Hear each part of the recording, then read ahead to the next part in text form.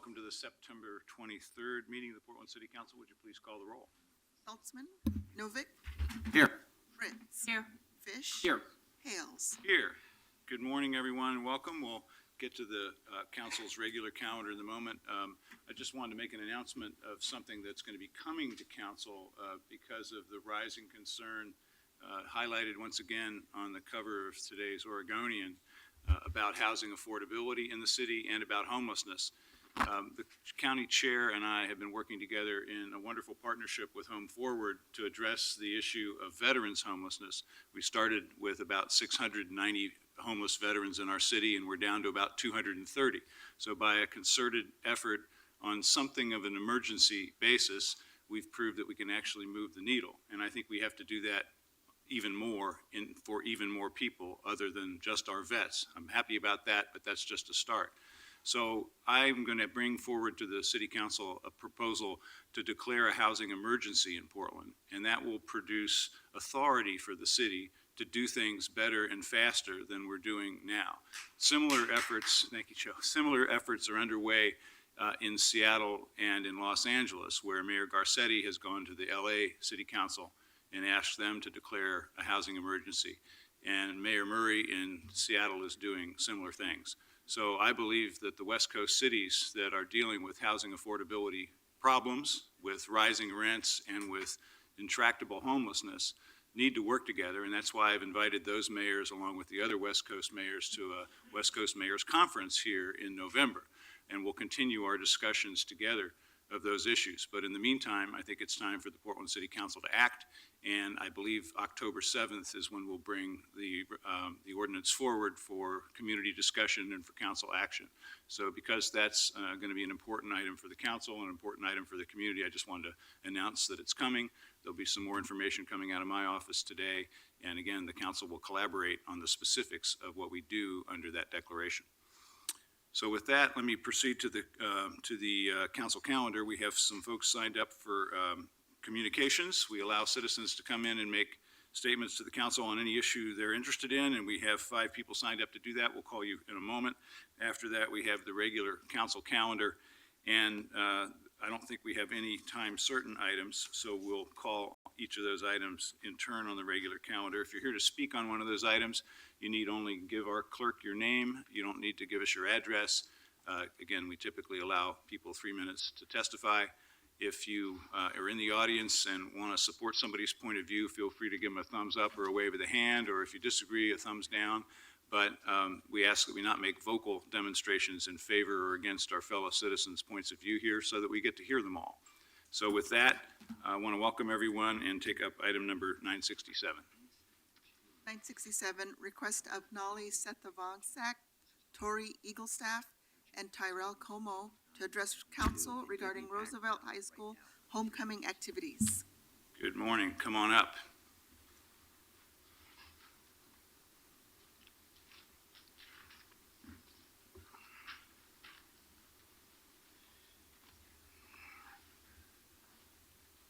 Welcome. Hi. Hey, I'm Tyrell, and at our school, continuing success of our athletic teams with over 40% of RHS students involved in athletics. And in our reestablished leadership class, we have been helping plan events at RHS with our student government to keep the school spirit alive and active. In theater, award-winning production, the Yellow Boat was selected as a main stage production at both state, top 3 in the stat, and nationals, top 10 in the country. Every year, students win awards in acting and theater design at regional, state, and national levels. We received an invitation to perform in Scotland at the Edinburgh Fringe Festival, the largest performing arts festival in the world. Hi, my name is Nally Sethavongsak, and I'm the all-student body of Roosevelt High School. And currently, our school is going through a mass reconstruction. Our auditorium has been torn down, as well as our gym, and our health center has been closed off. But even through these changes, we're continuing to strive with attendance and enrollment through our school, through our staff and our students. And now our theater program is thriving in a new in a new arts area created for our arts. And our gym students are working with the temporary gym outside, and just outside of the temporary gym, we have our health center that's open to all of the students. And our school at Roosevelt is continuously giving us these great opportunities to thrive through the reconstruction of $100 million that's occurring right now. And speaking of opportunities, Roosevelt offers a wide variety of AP courses that range from AP Biology, tech courses, to Student Inquiry, which offers 15 college credits. And these allow us to give our students opportunities to gain college credits through their high school careers. And college courses, AP courses specifically, are very vigorous, and so we're so thankful to have a well-established writing center at Roosevelt that has very passionate mentors that aid students in resume building and scholarships and just everything. Hi, I'm Tori Eaglestaff, and I'm the All-Student Body Vice President. Last year, Roosevelt students were awarded $6 million in scholarship money, and each year it increases. In the last 3 years, we've had 5 Gates Scholars. Also, students are awarded hundreds of college credits each year prior to graduation, and we have students attending college all over the nation and state, ranging from Rice, Brown, Oregon State, and UW, and many more. Thank you. Great, excellent. Thank you. I just have one question, because the gentleman who kicked us off said that you've been invited to go to Edinburgh next summer. Is that correct? Mhm. The theater program? Wow. And so Park Rose was also selected for that. And are you now raising money for that trip? Well, I know our school does some fundraising. And the Park Rose has to raise about $90,000 to send the entire troop. Have you settled on a figure that you have to raise yet? Oh, Can you keep us posted on that? Let us know. 'Cause Yeah. We can We want help, to find a way to help. yeah, we can help publicize that for you. Thank you so much. Thank you very much. Roosevelt's doing well, so we're very happy to have you here. Thank you. Thank you. Thank you. Yeah, we can waive the rules and applaud. For students, we'll always waive the rules. Let's take 968, please. Request of Abby Knott and Noel Gullickson to address council regarding Roosevelt High School homecoming activities. Good morning.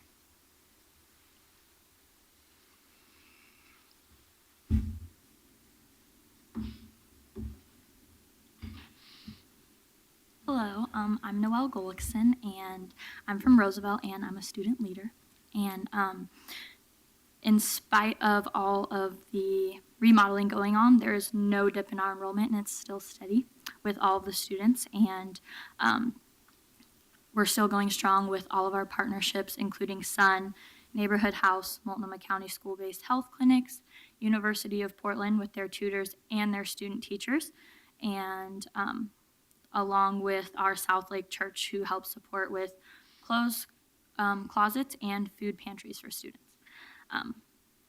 Since Roosevelt has rejoined as one school, we have had many teachers who have earned certificates from the National Board for Professional Teaching Standards.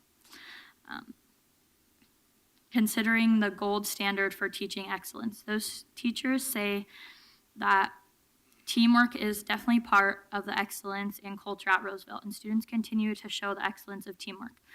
We always work together just to show all of our spirit and communication through Roosevelt, and we always are asking help from our local, our Sun programs, and we always really encourage students to use their resources wisely. And along with all of that, we're really, really proud of all of our teachers who help us strive to want to graduate and get through all of our programs, and just help us with everything that we need. Hi, my name is Abby Knott, and I am currently the junior class vice president. I just wanted to touch on what Roosevelt really embodies as a school. Our most unique attribute is the fact that we are extremely diverse, considered the most diverse in the state of Oregon as a whole. As a student body, we make up 28 countries and 27 countries and 28 languages, which is extremely amazing. It's something that we're extremely prideful for because we feel that is a unique thing for Roosevelt, and it sets us apart from many other high schools around us. Another extremely important attribute of Roosevelt High School is the fact of how involved we are with our community and how involved they are with us. If there's anything, our community of St. John's is extremely involved in any athletic program we have. They come to all of our games, even if they're at Jefferson this year or they're away games because we don't have a field to work with. They support our theater department by making sure that they have a large attendance, even if, despite that it may not be as recognized as our sports program. The local businesses will help donate and fundraise with us for anything we deem possible. So I feel that both our diversity and our community involvement is an extremely important part of Roosevelt, and we just wanted to share that with you today. So thank you for listening to us. Thank you very much. Thanks for coming. Thanks, sir. Okay, we have some more students, 969. Request of Wesley Cady and Josephine Law Streeter to address council regarding Roosevelt High School homecoming activities. Good morning. Good morning. I'm Wesley Cady. I'm actually a member of our leadership class and a co-president of Roosevelt's Thespian Troop 7289. And Josephine actually couldn't be here this morning, so I'll be speaking to you. And I wanted to talk to you a lot about the construction and like the barriers that that's brought for Roosevelt, but also the abilities that we've had to come from it. And with the support of our teachers and our staff and the wonderful ability and like kind of backbone we've been building in the few years that we've been leading up to this construction, we've really been able to hold our students and everyone else accountable and also lifting each other up through everything and making sure that this really isn't as much of a change in the sense that it's disruptive as more as it is growth. And I mean, Roosevelt's been given $92 million out of a $482 million bond to rebuild our school, which is an immense amount of money, and we are extremely grateful. And looking at that amount of money, it's not just spending an amount of money, it's investing an amount of money in North Portland. And I think that that's extremely important, even as a senior, not being able to see any of this finished work. I'm so excited to see what will breed out of it and the students that it will come forward from. And we have so many new spaces coming forward, a new auditorium, 2 new gyms. We've got so many wonderful things and programs that are going to be coming forward from that, and I just really can't wait to see all of that. And also to talk about what you said earlier, as the troop co-president, we've actually decided not to try to go to Edinburgh this year because we weren't able to make the first deadline payments, but we are pursuing a trip to England to visit and study more theater, or if we couldn't go to England, we kind of have a stepping stone. If we can't go to England, then we'll go to New York, and if we can't go to New York, we'll go to our Thespian National Festival in Lincoln, Nebraska. And so we've got a level of things that, depending on how much we can fundraise, and also just working forward, as everyone has said, as an arts program, looking towards the community. And like Abby said, really pushing in that community and reaching out to our community for help in this time that we need them. And they've done a wonderful job. And I just want to thank the council for being here and representing the city of Portland in such a wonderful way. Just a comment, Mayor. First of all, let's thank the taxpayers for passing the arts tax, which has meant that 30,000 elementary school children now have an arts instructor in their curriculum. But just because you're being very modest about the Edinburgh invitation, the Edinburgh Theater Festival, particularly the Fringe Festival, is the leading summer arts festival in the world. And literally the city of Edinburgh is taken over with the arts. And I think at some point, Mayor, if we have enough critical mass of festivals in the summertime, it will actually have our version where August is like Edinburgh. It's very prestigious to even be considered for being invited to come to Edinburgh and perform. And so congratulations to you and the young actors at Roosevelt for this milestone. And whether you go this year or you defer another year, you bring great distinction to our city for this recognition. Thank you so much. Have you already told them that you can't go? I believe we have, yeah. Our first payment deadline was back in July, if I'm not mistaken. And because the payments were of such large sums, we were really not able to, as far as like the terms between getting accepted and the time that we'd have to fundraise the amount of money, we weren't really able to pull that together. We did try to work with Park Rose in a fundraising group together to try and get us to go, but it was just really too difficult for us with the construction and also finding spaces for us to perform this year. But moving forward from that, we're still extremely grateful. Like you said, it's extremely prestigious to even be considered for it, and we are extremely grateful of all of the opportunities that we've been provided for. And we continue to grow and still hold that close to us and use that as a form of growth. Well, I think you're hearing a message here from all of us that the next time you get one of these invitations and these opportunities, that we encourage Roosevelt to reach out to other community leaders like the five of us and ask us to help. Because I think you've got folks here that would be very willing to do that, because we love what's happening in our schools, and Roosevelt in particular. The way Roosevelt's been rising in the last few years is a really amazing story. So we want to support that. So don't hesitate to ask. Thank you so much. And given a longer time frame, maybe if you can ask them for an early entry for next year, Oh, of we'd be course. happy to help, Great, see if we can thank you so, publicize so and help much. you with that. Yeah, thank you so much. Have a great morning. You too. Thank you. Okay, 970, please. Request of Brianna Seamster and Madison Neuendorf to address council regarding Roosevelt High School homecoming activities. Good morning.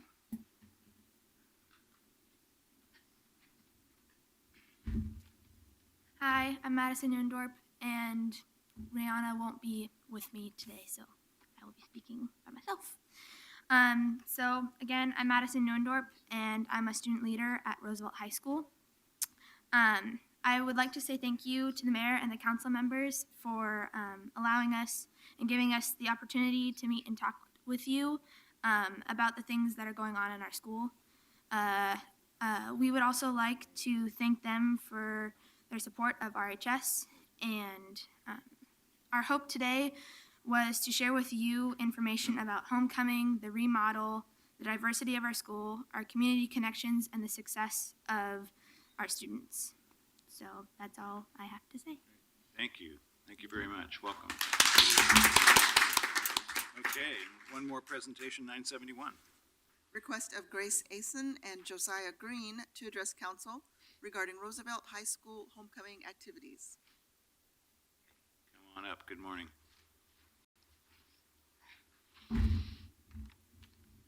Good morning. Who wants to start? Good morning. I'm Grace Asen, and I am, along with being a student leader, I am a senior class treasurer. I'm Josiah Green, and I'm a student leader and a junior representative. So, despite the construction at Roosevelt, we're still keeping the spirit alive, and we still have spirit days, and we keep traditions going at RHS, and we call it Rush Week. And so, with the construction, we're not able to bring all the students into the gym for an assembly, so we had to bring all the students around the school, which is we're pushing like 1,000 students into the football field where it's 90 degrees for an assembly. And in a lot of students' opinions, that was one of our best assemblies. And so despite all the construction, all the bad things that were happening, not so bad, but all things that were happening, we still pushed through and kept the spirit alive. Yeah, that we had our first home assembly on Friday of last week, and yeah, it was very successful. We've got a lot of positive feedback from the teachers and staff at Roosevelt. Although we don't have a home field, football field, or gym, we have been, due to the construction, we have been very grateful to have the opportunity to partnership with Jefferson and use their gym and their home field for our games, so we're very thankful to them. And also, this Friday is our homecoming game. We're super excited to go out, and we're playing against Lincoln. And then the following day will be our annual Roosevelt High School homecoming dance. This year it's called the Roosevelt Kick Bash. So we're very excited to be able to still, under the construction, be able to go out with our peers and represent Roosevelt very well and still have the high school experience that every kid wants. So we're super excited to have our fellow Rough Riders be able to go to this game this Friday and the dance. Thank you both. Thank you so Thanks much. very much. Let's hear Thank it. you. Well, we appreciate hearing from Roosevelt this morning. Thank you for a great presentation and great organization of what you brought to us. For those that are watching, of course, the city council doesn't directly manage the schools, but we're such an important partnership between city government and our schools and multiple school districts, actually, in the city of Portland that we work with. But one of the most amazing things that's happened in Portland, I think, politically, is that the voters stepped up and passed this enormous bond measure. I think it's the largest bond measure in the history of the city for any purpose. And to support the incredible renovation at Roosevelt and similar projects at Franklin and Grant, it's really a proof that the whole community supports your school. and supports all of our schools. And I think that's one of the best things about Portland. So it's pretty disruptive in the short term, and you've given us a picture of what that's like, assemblies outside and no place to rehearse and no place to have a number of normal activities in the school. Your successors will get to enjoy all those things in great new facilities, but the spirit of the school is so evident in what we heard from you all this morning. So thank you so much for coming. Let's hear it for the Rough Riders. Thank you all. Mayor, if I may just add something, one of the great things about Roosevelt is the Roosevelt Rough Riders Freedom Fighters Project, where students interview civil rights leaders around the community. Some of them people that we've all heard of, some of them are sort of unsung heroes, and have had the opportunity to go to the presentation of the result of those interviews where you honor the civil rights leaders, and that's just a wonderful thing. So thank Roosevelt for doing that as well. Mayor, just one other historical note, which Steve will appreciate. I have a personal connection to the Rough Riders. You know the story of Teddy Roosevelt, and you know the Battle of San Juan Hill. What you may not know is that the first casualty of that battle was an officer named Fish, and is buried in our family site.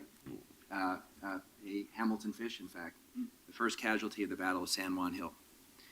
So that's my personal family connection. It's a great uncle, and he is remembered as probably the bravest member of my family, but was in the front lines taking the fire, and therefore was the first casualty. Wow, that's a cool story. Thank you. Thank you very much. Well, thanks again for coming this morning, and hope homecoming is wonderful. Thanks. All right, we'll move to our consent calendar next, and I think we've had 3 items pulled to regular, 972, 975, and 976. Any others? If not, then let's take a vote, please, on the balance of the consent calendar. Novick, Aye. Fritz. Aye. Fish. Aye. Hales. Aye. 972 at the end? Okay. And we could go ahead and take those if you want. Let's take them. Take the pulled items now. Let's take 975. Authorize a contract with Portland Streetcar, Inc. to provide operations assistance services for a not-to-exceed amount of $3,290,908. Good morning. Morning. Commissioner Novick, sorry. Colleagues, for a number of years, as you know, we've had an agreement with Portland Streetcar, Inc. to provide operations assistance for the streetcar. Last year, we went through an open competitive solicitation process to solicit other applicants for operations assistance. The recommendation is to contract with a successful proposer, which is Portland Streetcar, Inc. The contract, I think, improves on our previous contract with PSI in a number of ways. It clarifies our roles and responsibilities. In particular, clarifies that they are an independent contractor and not the city's agent. We addressed an issue about the collection of public funds that was causing our treasurer heartburn. Some fair revenues have been collected by PSI itself. Now all fair revenues will come to the city instead of being collected and deposited by PSI. Another thing that was particularly important to me is this PSI has always raised sponsorship funds, but there was no specific requirement for them to raise a specific amount. This contract does specify that they are expected to raise at least $300,000 a year in sponsorship funds. So with that, I'll turn it over to Catherine Levine. Good morning. Morning. The report from procurement to you today is in regard to a solicitation and a new contract for operating assistance services for Portland Streetcar. And the recommendation is to contract with a successful proposer, Portland Streetcar, Inc., 501c3 corporation. I can go into quite a bit of detail about the process if you would like me to do so. I think a summary would be better. Okay, we'll be short and sweet. We advertised in April through the city system, and then we also solicited and advertised and notified through the transit industry to the American Transit Association, Community Streetcar Coalition, and Transit Talent, Inc. Near the end of April, we held a pre-proposal meeting. We had 3 prime contractors and 1 subcontractor represented. During the course of the solicitation, we issued 4 substantive addenda to address questions and clarify which contract terms were negotiable and which weren't. Solicitations were due on May 18th. We did receive one proposal from PSI. We had an evaluation committee of 5. It included a non-city participant with a financial background from our minority evaluation program. We also included a representative from TriMet because they are a key funding partner in Portland streetcar operations. And we included a representative from the city's Citizen Advisory Committee for streetcar. They found the proposal to be responsive and acceptable. We issued notice of intent to negotiate in June. The period of protest passed with no protests. We began negotiations in July with a formal kickoff meeting with the board chair of PSI as well as their executive director and PBOT staff. We worked through completion of the contract in August and are here today with the recommendation from procurement in order to complete the contract. Questions for Catherine? Do all the PSI employees get $15 an hour at least? I do not know, but I can find out. I'd like to check on that, and also if there's a built-in cost of living adjustment each year for them.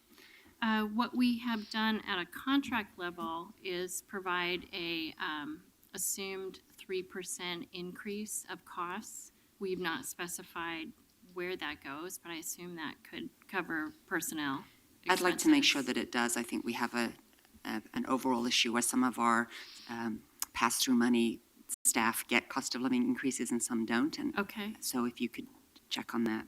I can. Can would the answers to those 2 questions affect the not to exceed amount? I don't believe so. It's a not an emergency ordinance though, right? So we could find If out I by next week. understand the process, this is the What's the report? procurement's Yeah. report back, after which the chief procurement officer can execute the contract. So we can respond to you probably today with answers to your questions on the hourly wage and the cost of living.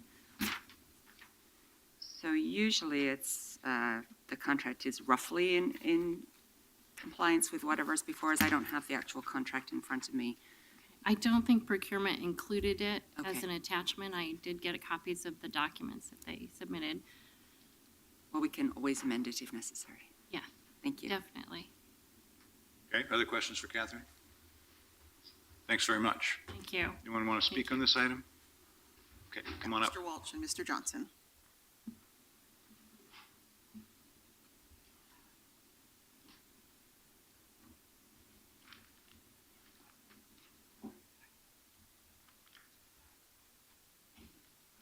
Good morning. Good morning. My name is Joe Walsh. I represent Individuals for Justice. We have a number of concerns. First of all, we don't like you doing this underneath the table. This is consent agenda, no discussion. But somebody that prepared these documents wrote regular agenda. So there seems to be a conflict right away. It's $3 million of tax money. Stop putting this stuff underneath the table. We wouldn't have to pull it. There are legitimate questions on this, Commissioner Novick. And the streetcar, if we didn't have the streetcar, we wouldn't be spending this $3 million because when we looked at this, a lot of this is administrative. So you're spending $3 million on administrative stuff. So we don't like that. The only good part about this is you didn't make it an emergency, which we like. We don't like emergencies. So this should have been on regular agenda. And the questions that the good commissioner, Amanda Fritz, raised are good questions. The people watching this have a right to know what their tax money is going to be spent on. I thought we had an agreement, Commissioner Fish, that anything over $100,000, we would have a discussion. This is $3 million more, a couple $100,000. What the hell? You know, you guys spend money and you don't even give us the courtesy of talking about it. No discussion. Consent agenda. underneath the table, slide it through. And I see the commissioner dying to ask a question. Yes, ma'am. I asked about this yesterday. My understanding was it was a mistake. It was intended to be on the regular agenda, and it was pulled yesterday. So, yes, when you see in the report that the X was on the regular, it was a human error. A mistake, a $3 million mistake. No, it's not a $3 million mistake. It was Come on, it was guys. a clerical mistake, Joe, so she's right. It's a $3 million mistake because if it went on the consent agenda, nobody would have known about this. Nobody. I believe the commissioner pulled it. Well, you know, you guys, when we pull them, then you all of a sudden pull them No, too. no, he pulled it yesterday. Well, you didn't say a word there, Commissioner. How come? Mr. Walsh, I found it's unproductive to respond to everything you say because you say so many things. What's it? Respond to the $3 million. Okay. Don't respond to me. We pulled it. Respond to We- the $3 million. you're We spending. pulled it. It should have been on the regular agenda. It is now on the regular agenda. Potholes. Okay, Where are the potholes? Joe, thank you. Am I out of time? Yes, Mr. Lightning, I think you're next. I would like to have another hour. I know you would, but we don't have one, so who's next? Oh, Yes, my name is Lightning. I represent Lightning Watchdog PDX. One of the concerns I have on this agreement is I always have an issue on agreements being extended out too far. I don't like the 5 years. I'd rather have possibly a 3-year. I do not like the option to be renewed, at least without, hopefully you'll all have a say on that, on a final vote on that. So even putting that option to renew, I don't think is even necessary. A couple of issues I have on this too is that I really want to start watching on the financial reporting that is being done. I feel that the streetcar, TriMet, the bus transportation, we need to start monitoring this very close on their financials due to the fact that Uber and Lyft are entering the market. I feel they will have a direct effect on their financials, and I want this to be monitored very closely.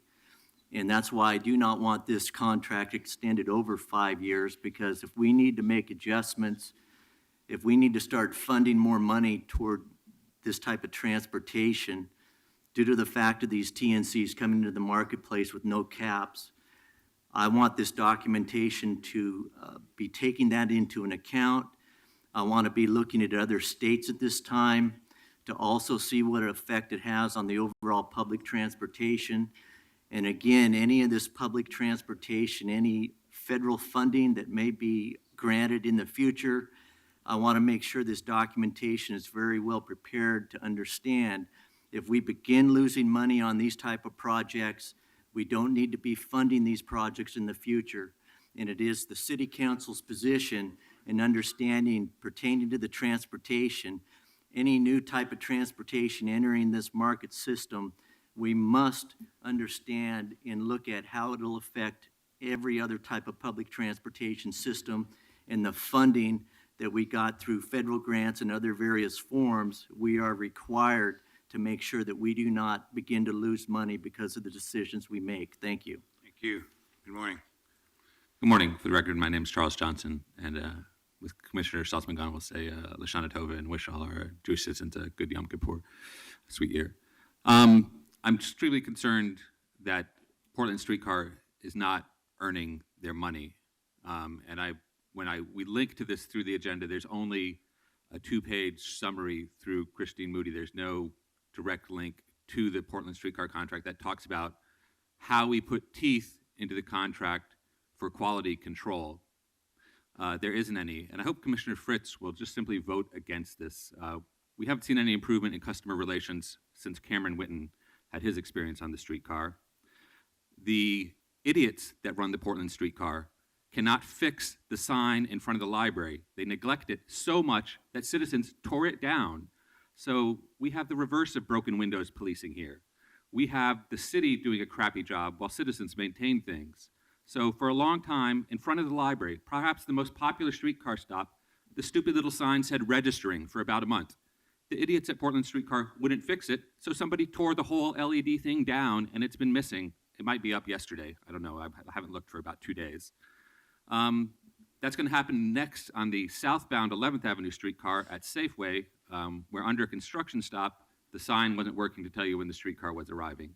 So there need to be direct sanctions, money taken out of the contract when Portland Streetcar has egregious situations where they ignore obvious problems. Every operator can look a little bit to their right and see, oh, look, the sign has been stolen, ripped out of the streetcar stop. The next thing they need to do when they get this contract is at the top, they need to print some vinyl stickers and say, customer service is our number one priority. Our 24-hour number is 800, or no, yeah, it should be 800 actually, but maybe you won't pay for that. So 503 PDX SCI R or something like that. Obviously, that's part of the reason you're hearing about these issues now is because it's not a friendly system to talk about quality control.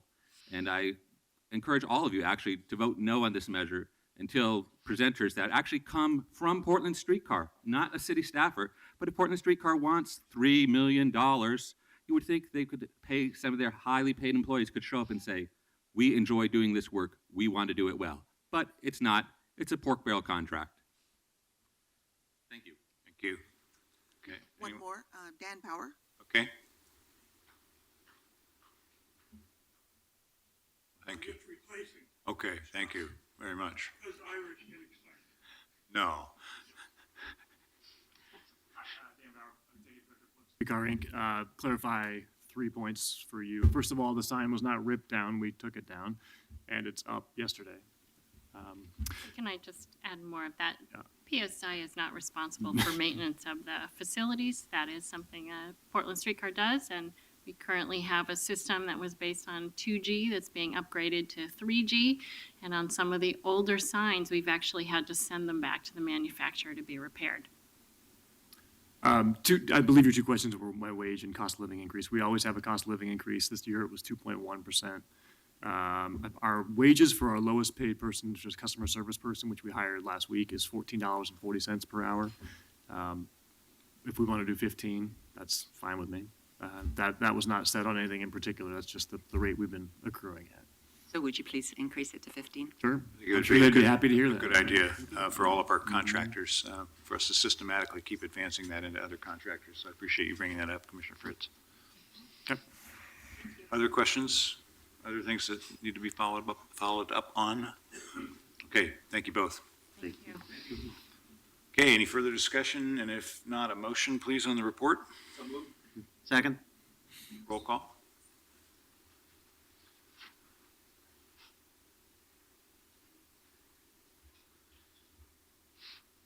Okay, Novak? Carl.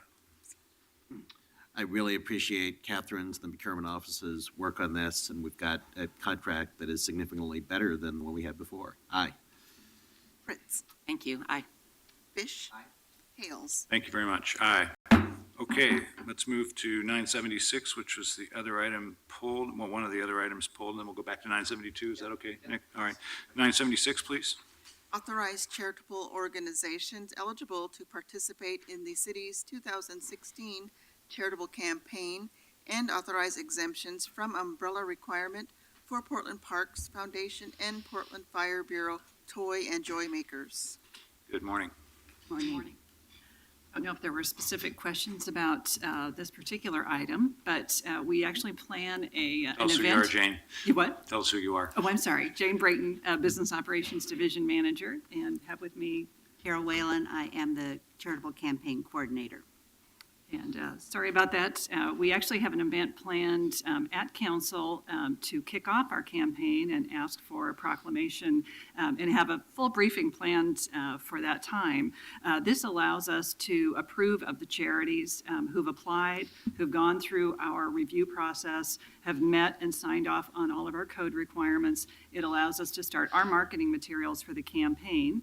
We plan to have our campaign start on October 21st and actually conclude just before Veterans Day. And we are offering all of our city employees an opportunity to select from one of our 16 eligible charities.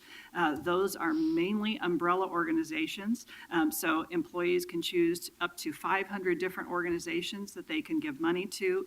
The city has supported this campaign for years, and it really allows employees an opportunity to choose to a charity and have that taken care of through a payroll deduction rather than sort of have end-of-the-year financial constraints. They can choose an installment for their charitable donations.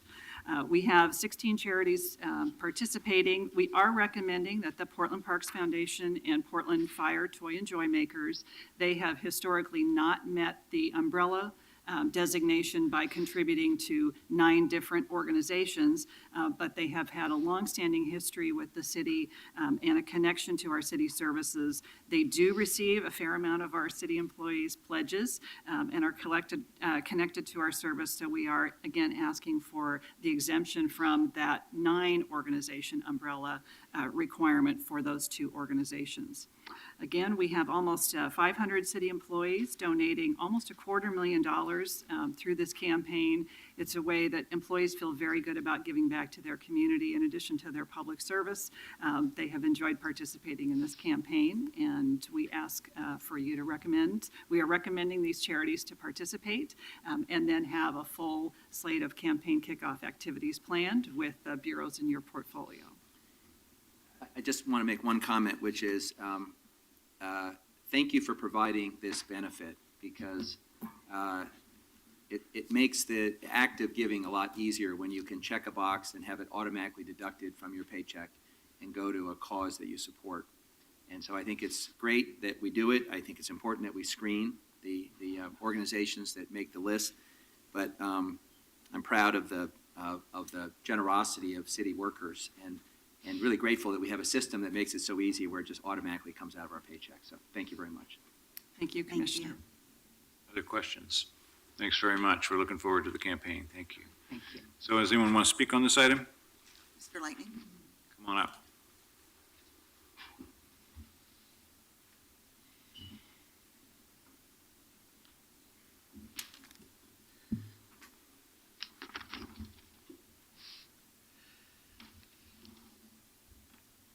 Yes, my name is Lightning. I represent Lightning Watchdog PDX.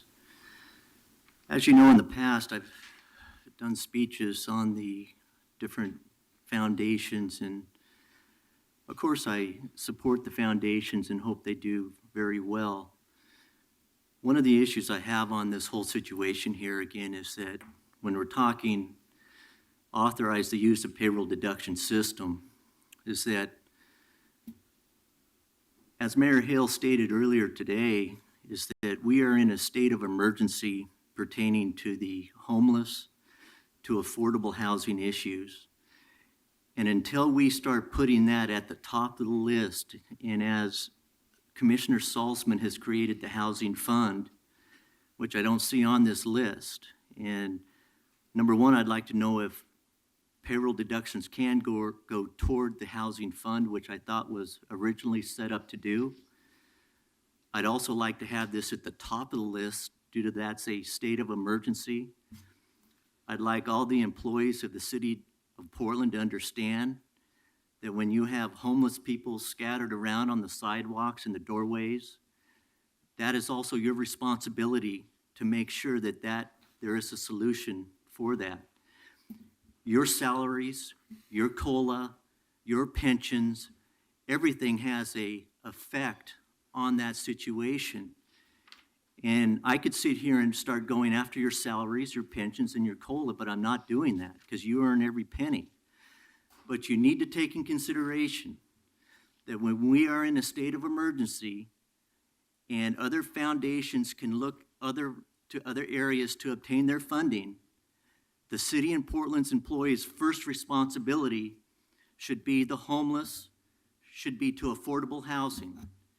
And that is my position. Thank you for your time. Lightning, Dan's not here to respond, so I'll do so Yes. on his behalf. The fund you're referring to is the Housing Investment Fund, and Yes. it is a entity into which Dan has proposed putting general fund and other resources to build and preserve affordable housing. Yes. It does not qualify as a charitable 501c3 under this ordinance. I think you're raising a good question, and we'll make sure Dan hears your suggestion. And I think the broader comment you're making is that there's wonderful community nonprofits listed here, but there aren't any that are nonprofit housing providers. That is correct. Like Join and all the others. And I think what you're doing is suggesting that we go back and see whether we can add an organization or two from that family to this list. And we will take that up with the folks who run the charitable giving campaign. That is correct. Thank you. Thank you. Yeah, I like that suggestion. So obviously, Jane, you two might want to respond to that now, but I think there's obviously an interest in making sure that's an option for people. There are great nonprofits that do have their 501c3. And just to provide a little bit of a clarification, the organizations that you see on the ordinance are all, as the city requires, umbrella organizations.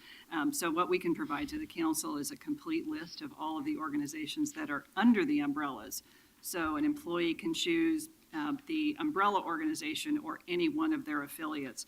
So we do have many of our local organizations participating under one of those umbrellas, including Street Roots, Sisters of the Road, Oregon Food Bank, and of course you see the Sunshine Division. We'll also check and make sure that Join is there. Happy to provide that information. Like I said, that may not have been as clear in people in the audience reading the ordinance with the 16, but there are actually, those 16 actually represent 500. Well, that's very helpful. So can people designate Yes. when they make their charitable campaign decision to participate, they can designate where the funds go?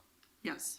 If you could follow up with us on that, because I think Lightning probably reflects a broader maybe confusion on that point. We think of the United Way as the umbrella, and you want to put money into that United Way account, but as you note, they also fund lots of organizations. So to the extent you can direct your money to one of the discrete recipients, I think we should get that message out. I think Portland, you've supported a charitable campaign that, as we understand it, has one of the broadest array of choices that people can participate in. So thank you again for that support. Thank you. Okay, any further discussion? Then let's take a vote, please, on the ordinance. Fritz, I'm sorry, Novick. Thank you very Novick.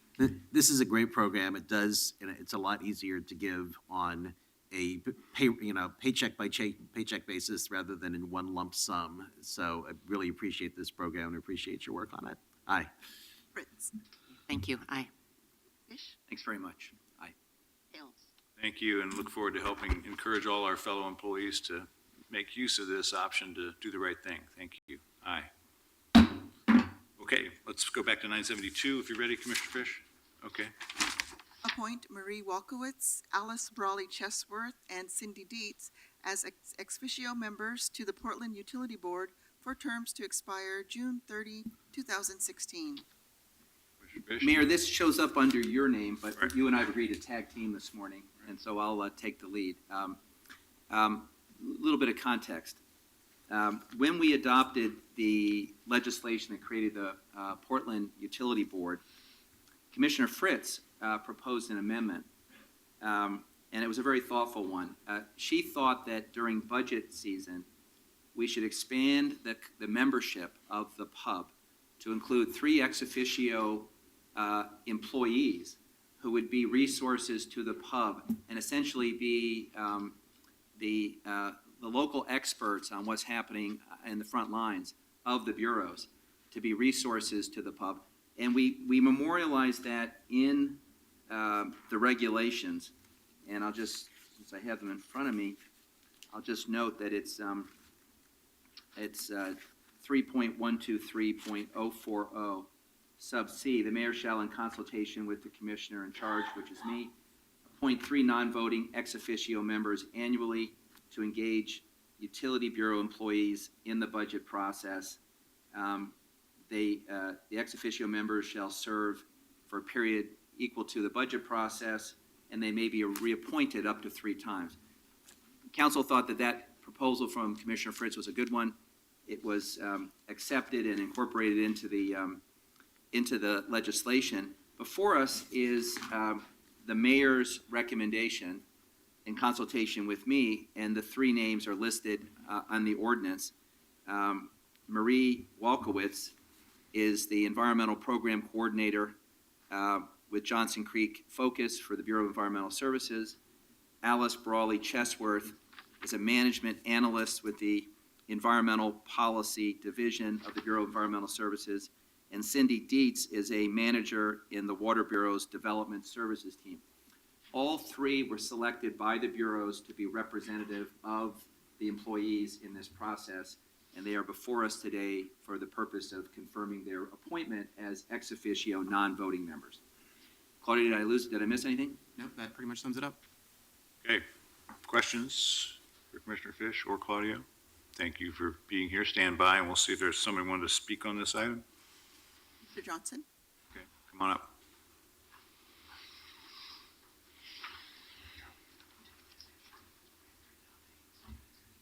Good morning. I'm glad that Charles Johnson, for the record.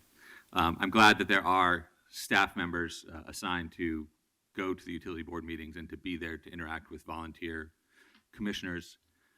However, I think after yesterday's big story in the Oregonian, people are very skeptical about the utility board.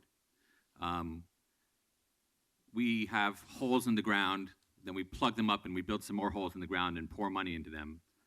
The responsible thing for the city to do is not to change anything at the Washington Park reservoirs until the President of the United States sends the National Guard, spending over $100 million. These people should quit their job and protest. That's what they should do. They should get on the board and say, this is an insane procedure that we're doing at Washington Park. We can't do this job in good conscience. We all quit. And nothing should change at Washington Park. Instead of, I understand lots of people will get jobs when we tear down Washington Park reservoirs and drive trucks through there. It's an insane thing to do with an unlimited price tag. We had this stuff on the agenda many times over the summer. I don't know how many utility board commissioners can speak competently about what the public input was, but I know, Commissioner Fish, that as a water commissioner, you feel that you're in an awkward position because of the requirements of the EPA. But I think that the due diligence and responsible thing is for you to not proceed with Washington Park and for you to convene the utility board and have a large public forum where you can hear that people are now very skeptical of what can be done with Washington Park and that anything needs to be done.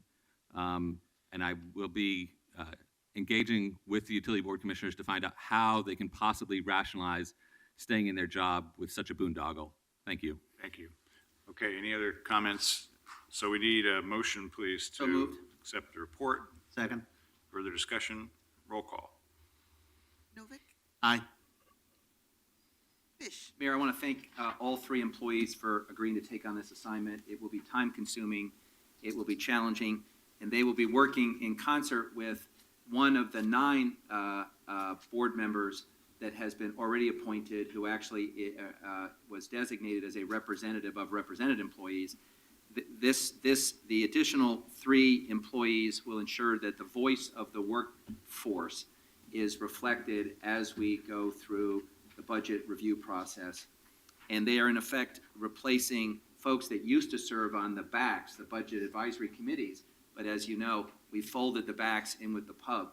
So Commissioner Fritz, I think, astutely observed that we ought to add the ex officio members at budget time to make sure we have that staff input. It's a good idea, and we're grateful that these 3 folks have agreed to serve. Aye. Fritz? Thank you, Commissioner. Yes, I appreciate that these folks are willing to serve. It's always important to have employees on our budget advisory committees. Aye. Hales? Aye. Okay, thank you. Now we'll go to the regular agenda, item 980. Authorize an intergovernmental agreement with TriMet for transit police services. Assistant Chief Modica is here, I believe. Good morning.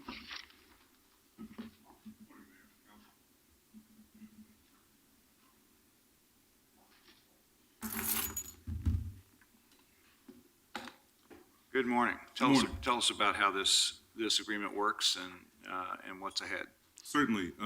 This was originally scheduled for June, but we asked for an extension, which we were granted so that we could focus in on specific language, providing selection criteria for the microphone a little closer to you. For the management of policing. So in the city of Portland and with TriMet, Portland Police Bureau is an umbrella agency that provides law enforcement services for the transit system. That's bus and rail platforms, bus stops. This ordinance covers for 5 years of those services. It's the prime agreement. There are 18 other agencies that participate in transit policing with us. And there's a revenue value total for the contract with TriMet of a little over $30 million. So TriMet actually contracts with each of them as well? That's correct. With each of those other jurisdictions, and so they basically accumulate a police force by contracting with multiple cities and sheriff's offices, right? That's correct. It's considered best practice in the nation is to have a multi-agency task force model. We're the umbrella for that, so we provide the logistical support, bricks and mortar, and supervision. And then in terms of, we've heard questions from citizens about how these folks are deployed, how they spend their time, what they're focusing on. How is that determined? What the police work is? Is that totally under TriMet's control? Is that a collaborative process? How do you and the leadership of our bureau interface with the leadership of TriMet to say, well, we should be spending our time on this, not on that? I would like to describe it as collaborative. We really emphasize time on the line, so that's on the bus lines as well as the MAX lines. And ultimately, we use some data to help drive our deployment, and we listen to the customers, right? And if the customers are identifying and the citizens are identifying particular issues, we'll revisit those areas. I mean, it's a very large system. There are 5 rail lines and 80 bus lines. MAX alone is 60 miles. We cover 3 counties and over 19 cities. And we do that with 68 officers and supervisors from multiple agencies. But we are always open to being flexible on how we deploy. And then the other question we've heard a lot is, and maybe you can give us sort of a rough proportionality, how much time and effort is spent on fare enforcement versus more classic, rider safety issues?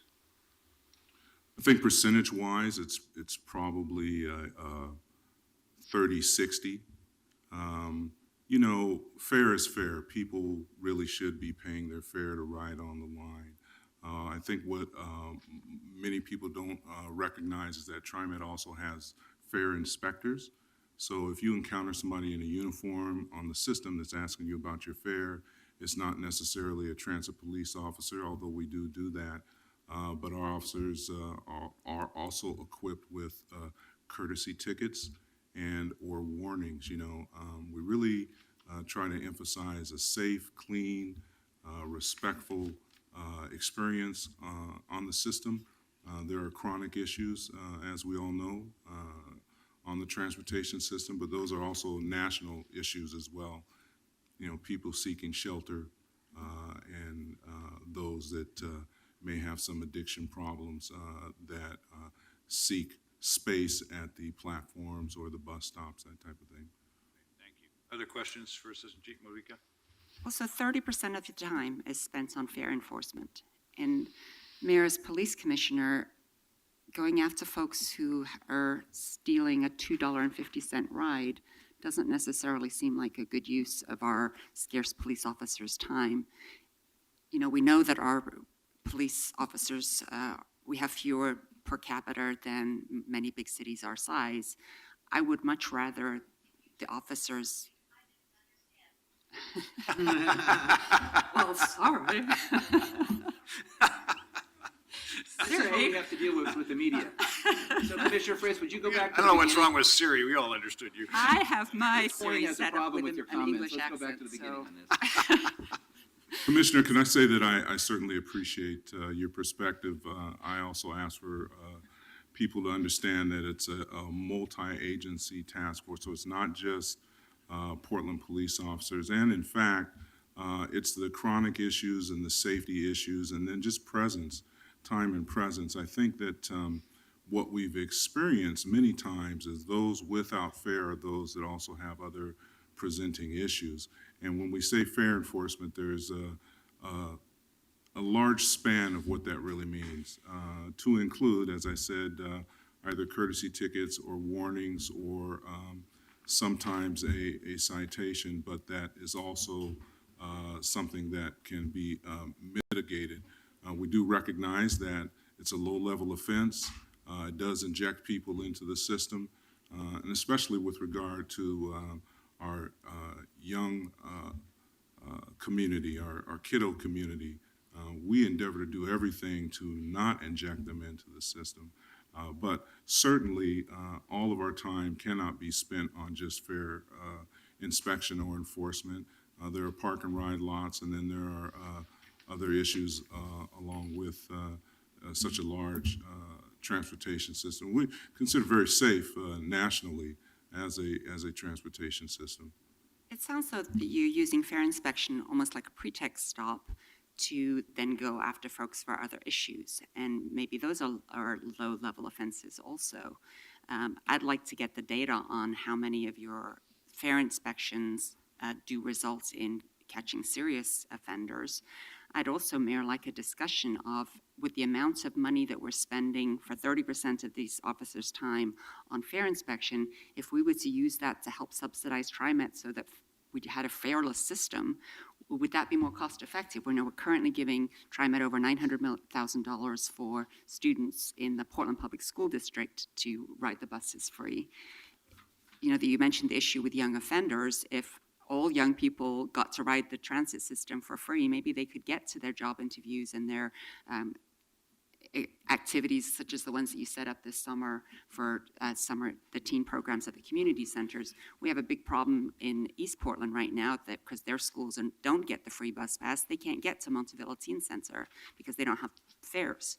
So if those folks are riding the MAX and then walking all the way along 82nd to get to Montevilla, wouldn't it be better, instead of spending the money on the police officers' time, to subsidize TriMet? Commissioner, I have to say, I don't know what the number is, but I think that making TriMet a fairless system is going to cost many, many times $900,000. Well, maybe we could make it fairless for anybody with a school ID for under 18. Share that goal. But I am very troubled by our police officers being involved with fair inspectors. The fair inspectors, when they're on the buses or by themselves, come along and ask, "May I see your ticket?" Well, I've been on the MAX twice at the Rose Center where there were officers, both fair inspectors and police officers, rushing onto the train, obviously targeting folks who may appear to be young or homeless. And frankly, it was a very frightening experience. I don't think that's a good way for us to get trust in our police officers when that's happening on our public transportation. Well, I certainly understand that, Commissioner, and hopefully I haven't kicked the can down the road for you, but you know, that 30% is spread out over 3 counties and 18 cities, and really it's just a part of what we do. We really, as a police force, focus on crime and criminal activity, but also keeping the system safe and preferably enjoyable way to commute. Part of our work is to ask if you have fare. I think one of the things that we'll experience is with the updates to TriMet system for fare payment with tap cards and digital payment and so forth, there'll be less fare evasion. But that is part of the burden that we do share in keeping the system safe. I do recognize that there's been comments and observations about how the work is done, how the officers focus, where do they start. I mean, it's very simply just paying attention to the community's needs and concerns, which we do every day. We're obviously in a position where improvement is always sought, but I will say this, that the efforts that TriMet has made to provide fare for students that are enrolled in our schools has just been tremendous. So certainly appreciate your comments. And we do have a certified crime analyst on board with our division. So data is forthcoming so that we can look at other issues that may be impacting how we provide public safety on the TriMet system. So you and I have had this conversation before, and I've had the conversation with Chief O'Day, and I continue to get, no, we're going to continue doing this level of fare enforcement. Mayor, as the police commissioner, do we really want to have our police officers enforcing over $2.50 fares? I know, I hear the concern, and I've heard it, and I share the worry that we have too much of our effort going into that particular need. I have a great deal of respect for Assistant Chief Modica and his ability to balance the use of fare enforcement as a way to keep it safe and fair for everybody and not simply be chasing people around for money. Absolutely. But I think both he and I and the chief have heard this concern, and I share it. Now, we, again, have a contractual relationship with TriMet here. They want us to do certain things. They don't call the tune, as that's why I asked him the question. It's a collaborative process. So we get to go to the table and say, here's what we're hearing from our constituents. Here are the issues that we want to focus on. Here's how we think the priorities stack up, and have that understanding with TriMet. So that's why I wanted to air this today, because Assistant Chief Modica has heard this concern from you and from me and from others, it is heard and understood. And then the question is, again, how does he on a day-to-day basis strike that balance in terms of what people are doing when they're out on a platform or riding on a train or a bus? I would like to see that in the contract. This is where we're reauthorizing the contract. So now is the time for us to be not just having the conversations, but to be getting it in writing. So what would it look like? I don't know. I just saw this So, when it came onto the council agenda Commissioner, on Friday. if I can help you out here, deployment strategy really can be derived without delaying the contract any longer.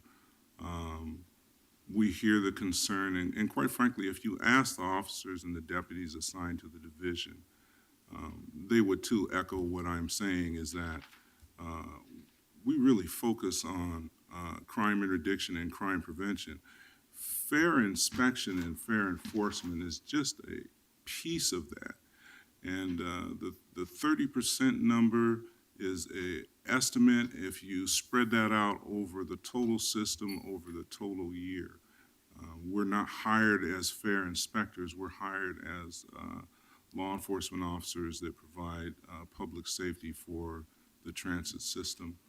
Sir, can I ask you just a procedural question?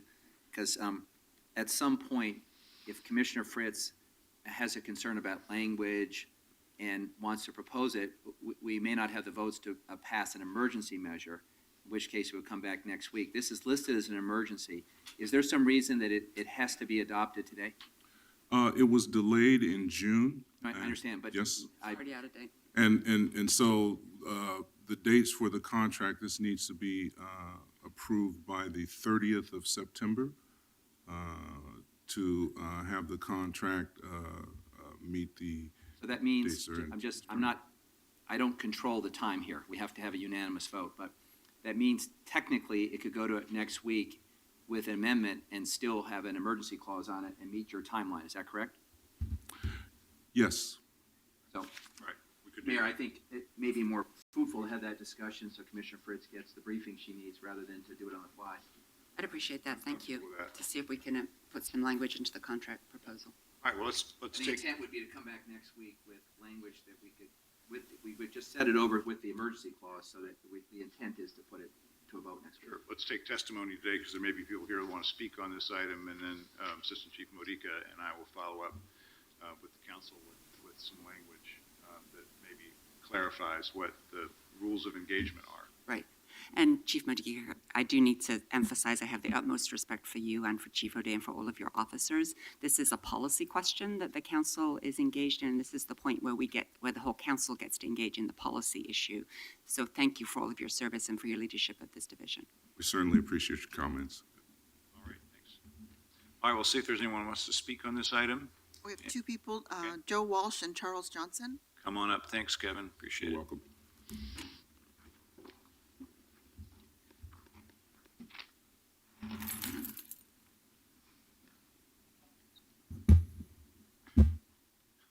For the record, my name is Joe Walsh, and I represent Individuals for Justice. Commissioner Fritz asked a lot of the questions that we had. However, let me give you some anecdotal information. I ride the MAX all the time. I ride the buses, I ride the MAX trains, and one of the things that we see is Portland police checking for fares. You know, and we have the same reaction. What is that? $70,000 cop checking for a $2 fare. And on my case, it's only $1.25. We don't like them doing it. They have guns. They scare people. I pass through Gateway all the time. TriMet has their own police department. Let them do it. Let them hire people to do it. They did it on the cheap. They built the damn thing on the cheap, so they didn't have each station taking the tickets and verifying the tickets, or somebody there taking the tickets. What they did was they said, okay, let's hire a bunch of cops. You have much more goodwill with this police department. This police department is under investigation by the Department of Justice. When are you going to realize that? There's no goodwill here, folks. You cannot believe this police officer when he comes and tells you that 30%, maybe 30, maybe 25, maybe 40, you don't know. You represent the people of this city. TriMet is supposed to be an independent entity. Am I wrong on that? My God, why do we have to bail them out? These guys got guns. They got mace. And they treat people at Gateway with authority, dictatorship. Got your fare? Oh, it's an hour over. Here's a ticket. He's got courtesy tickets. They give them out. How much? Good questions. How much? What percentage? When they make the contact with a little old lady or a little arrogant Irishman, do they give them a courtesy ticket? Or do they say, go to court? $200 it is. $200. And you want to take their word face value? My God, have you no shame? Better not do that, I'll get excluded again. Good morning. Morning, Council. My name is Stephen Entwistle. I'm founder of the Healing Man Sanctuary, and I'm also a whistleblower for the less fortunate. The $900 million, $900,000 that is going for this enforcement aspect, we got to remember that we used to have a Fairless Square, and that the Fairless Square was a pretty good deal, and it helped a lot of people get around. My issue with the Fairless Square, the problem with that was it didn't expand. It should have expanded up to Washington Park so that people with disabilities and such can have a free ride up to the park, because that people that live on a fixed income, even $250, or even is not. It's too much, and students, people that need to get around, people who need to make their meetings, people need to go to work, people need to go to school, people need to get around and do the things that they need to do. And anytime that you get a subsidy for fare, that helps people get around. And it costs, and it actually lowers the cost, it lowers the crime rate down when people have transportation to get around and get the things done that they need to get done. And I commend Amanda Fritz for recognizing that fact. Especially for the young folks and the folks that really need it bad. The subsidies should be there, and the reason it's not, I think, is quite obvious, quite frankly. And we should really take a hard look at the needs of the people that really need this transportation the most. Thank you. Thank you. Good morning, Commissioner. Good morning, Commissioners. Maybe not. It's working. Thank you. I think it is. We got weird reverb going on in here. For the record, my name's Charles Johnson, and I have direct experience, as I mentioned. But the main thing that I think Commissioner Fritz has highlighted through her questions is, we have this 29-page of information here. We have, because we live in a society that's obsessed with lawyers and litigation, we have vehicle information numbers from vans from 1987 in here, but we don't have any performance goals. We don't have any commitment from TriMet to give us information about how many times the max is delayed so that 4 or 8 police officers can block all the doors, hold the max in position, and come on and do a fare inspection. I think the city should use its authority to have some public review on whether this is really a way to accomplish the public policy goals of the greater Portland area. When the Fairless Square was taken away, we never really got, Mr. McFarland continued to collect his big check as director of TriMet, but we never really got any public information about what's going on. There was some publicity about how they were going to reach out to TPI and help people in serious need, but I think that you could actually withhold this contract. You could just not partner with TriMet, and everything would be just fine. We do need police on there. When somebody snatches an iPhone or a purse or something like that, that's an issue for police involvement. But TriMet will run just fine without police. Actually, one of your armed security guards who comes here also works for G4S. TriMet can contract with G4S at a better rate. So actually, you don't need to approve this contract at all. It doesn't save lives. Chief Modica does good work, and I would rather he be relieved of these duties and be able to work on improving Portland police performance under the DOJ settlement. So I encourage you to think long and hard about whether this contract needs to happen at all. It doesn't even need to be, there are public policy issues where it might be useful to talk about getting some statistics and to try and influence things, but the best way you can influence this is just say, TriMet, G4S is enough for you. And when G4S workers need police, they can have a communication system that'll get them there. Thank you. Thank you. Anyone else want to speak on this item? Okay, so I will plan to continue this for a week, give the Bureau a chance to follow up with you, Commissioner, anyone else on the council that wants additional information. We'll bring it back next week. Thank you. Okay, let's move on to the next item on the regular agenda, 981. Accept bid of James W. Fowler Company for the Southeast Hawthorne Salmon Sewer Reconstruction and Green Streets Project for $4,237,700. Ms. Moody, good morning. Is that on? Okay. Christine Moody, Procurement Services. You have before you a procurement report recommending a contract award to J.W. Fowler. The engineer's estimate on this project was $4.5 million. On August 4th, 2015, 6 bids were received, and J.W. Fowler is the low bidder at $4,237,700. Stop right there. Let's just let that sit in. Sink in. I mean, the one thing we've noticed, colleagues, is that in this period of construction boom, our bids typically come in above the estimate because there's such competition in the marketplace. There's a scarcity of supply. So we should acknowledge that we actually came in under the estimate, which means we're going to save the ratepayers a few dollars. So. And how many bids again?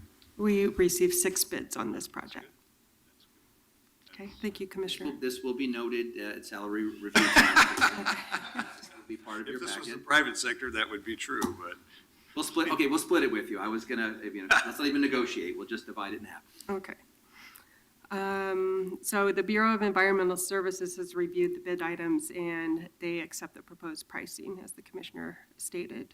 The city identified 10 divisions of work for potential minority, women, and emerging small business subcontracting opportunities.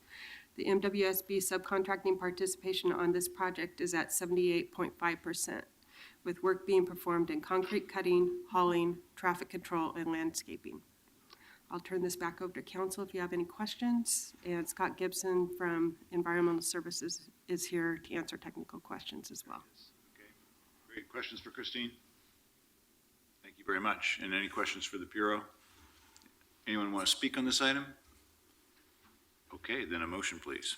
So moved. All in favor of approving the report, roll call, please.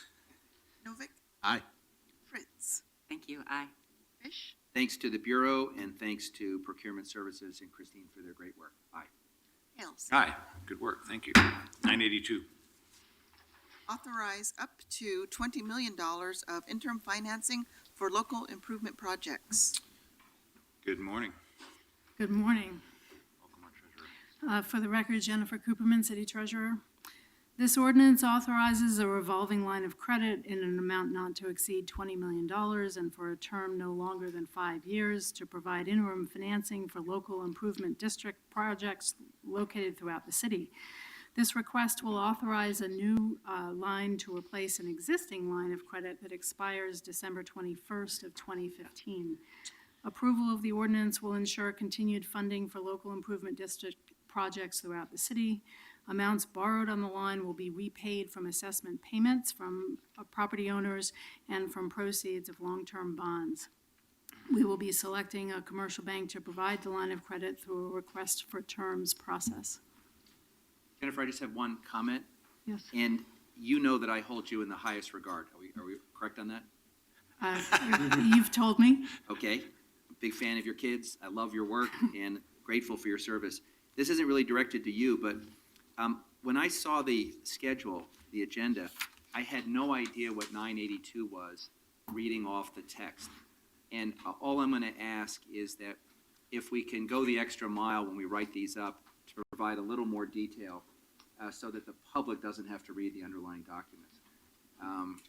Something a little bit more about what we're doing and why, because $20 million to fund local improvement projects is very, very generic. And we have made a lot of progress in making sure that our descriptions actually put the public on notice as to what we're going to do. Okay. I will note that for the future. Thank you. Good suggestion, thanks. Any other questions for Ms. Cooperman? Okay. Just have a comment in that I do appreciate that information was in the impact statement. Mhm. So I think maybe what Commissioner Fisher is referring to is to put it more details in the ordinance just so that it comes up front. But I appreciate your attention to the financial impact statement. Particularly the title. That's what I'm hearing. The part that's actually on our in the agenda. In the agenda. Yeah. Because Okay. that's what people, the public triggers off of. And sometimes we just put authorized money for financing, and it doesn't really give the public enough information about what and why. Okay, any other questions? Thank you very much. We'll Thank see you you. again tomorrow afternoon. Yes, you will. Thank you. Thank you. Anyone want to speak on this item? If not, then it passes second reading next week. Item 983. Amend contract with Motivate International Inc., formerly Alta Bicycle Share Inc., to implement the bike share system not to exceed $2,175,000. This is second reading. Any comments, Commissioner Novick or others, before we vote? Yes, colleagues. This is, of course, a second reading, or as Yogi Berra would say, it's deja vu all over again. But I'm glad we have two opportunities to talk about the fact that we are finally going to have bike share in Portland. I want to give a shout out to two members of the world's greatest bike share band who are here. Lead singer Steve Hoyt Macbeth and lead guitarist Margie Bradway. Our drummer Gabe Graff was here earlier but had to leave. I know that some people have a concern about Portland based on another Yogi Berra-ism, which is people are afraid that eventually nobody will come here anymore because it's too crowded. And people might be concerned that adding bike share, which is among other things a tourist amenity, will contribute to that problem. But I would note that bikes take up less room than cars, so their contribution to overcrowding is minimal. And finally, I want to note that in honor of Yogi Berra, anybody who rents a bike share bike will be instructed, if you see a fork in the road, take it. Aye. Did you call next? We're doing roll call? Did Roll you call. call? So that was the other, right? Yes. Got it. So it's been several years since the council made the policy decision to apply for grant money for a bike share program in Portland. At that time, I opposed the request for various reasons. First and foremost, because I believe the funds would be better spent on safety projects that would save lives. Other issues I was concerned about include the lack of helmets, safety of pedestrians with inexperienced cyclists riding on sidewalks, and protecting the city's general fund. Later, when the contract to implement bike share came to council, I voted for the contract because the policy decision to move forward had already been made and the contract implemented that. So I'm going to support this ordinance for the same reason. The policy of bike share has been made, and as Commissioner Novick mentioned, your team have worked very diligently on trying to address the issues I've raised. I remain very concerned about the lack of progress made in finding a bicycle helmet solution. I appreciate the commitment of 120 days to figure one out. We recently adopted Vision Zero, putting cyclists on the street without helmets available to riders who may be tourists, who didn't bring their bike helmet and who might not want to purchase one, is counted to Vision Zero. And similarly, inexperienced cyclists riding in the wrong places downtown, particularly on sidewalks and along the MAX tracks, creates a dangerous situation. I personally witnessed a cyclist crash on the MAX tracks right after the Orange Line opening, and it wasn't pretty. I obviously, of course, also see a lot of cars driving in the wrong lanes on 5th and 6th as well.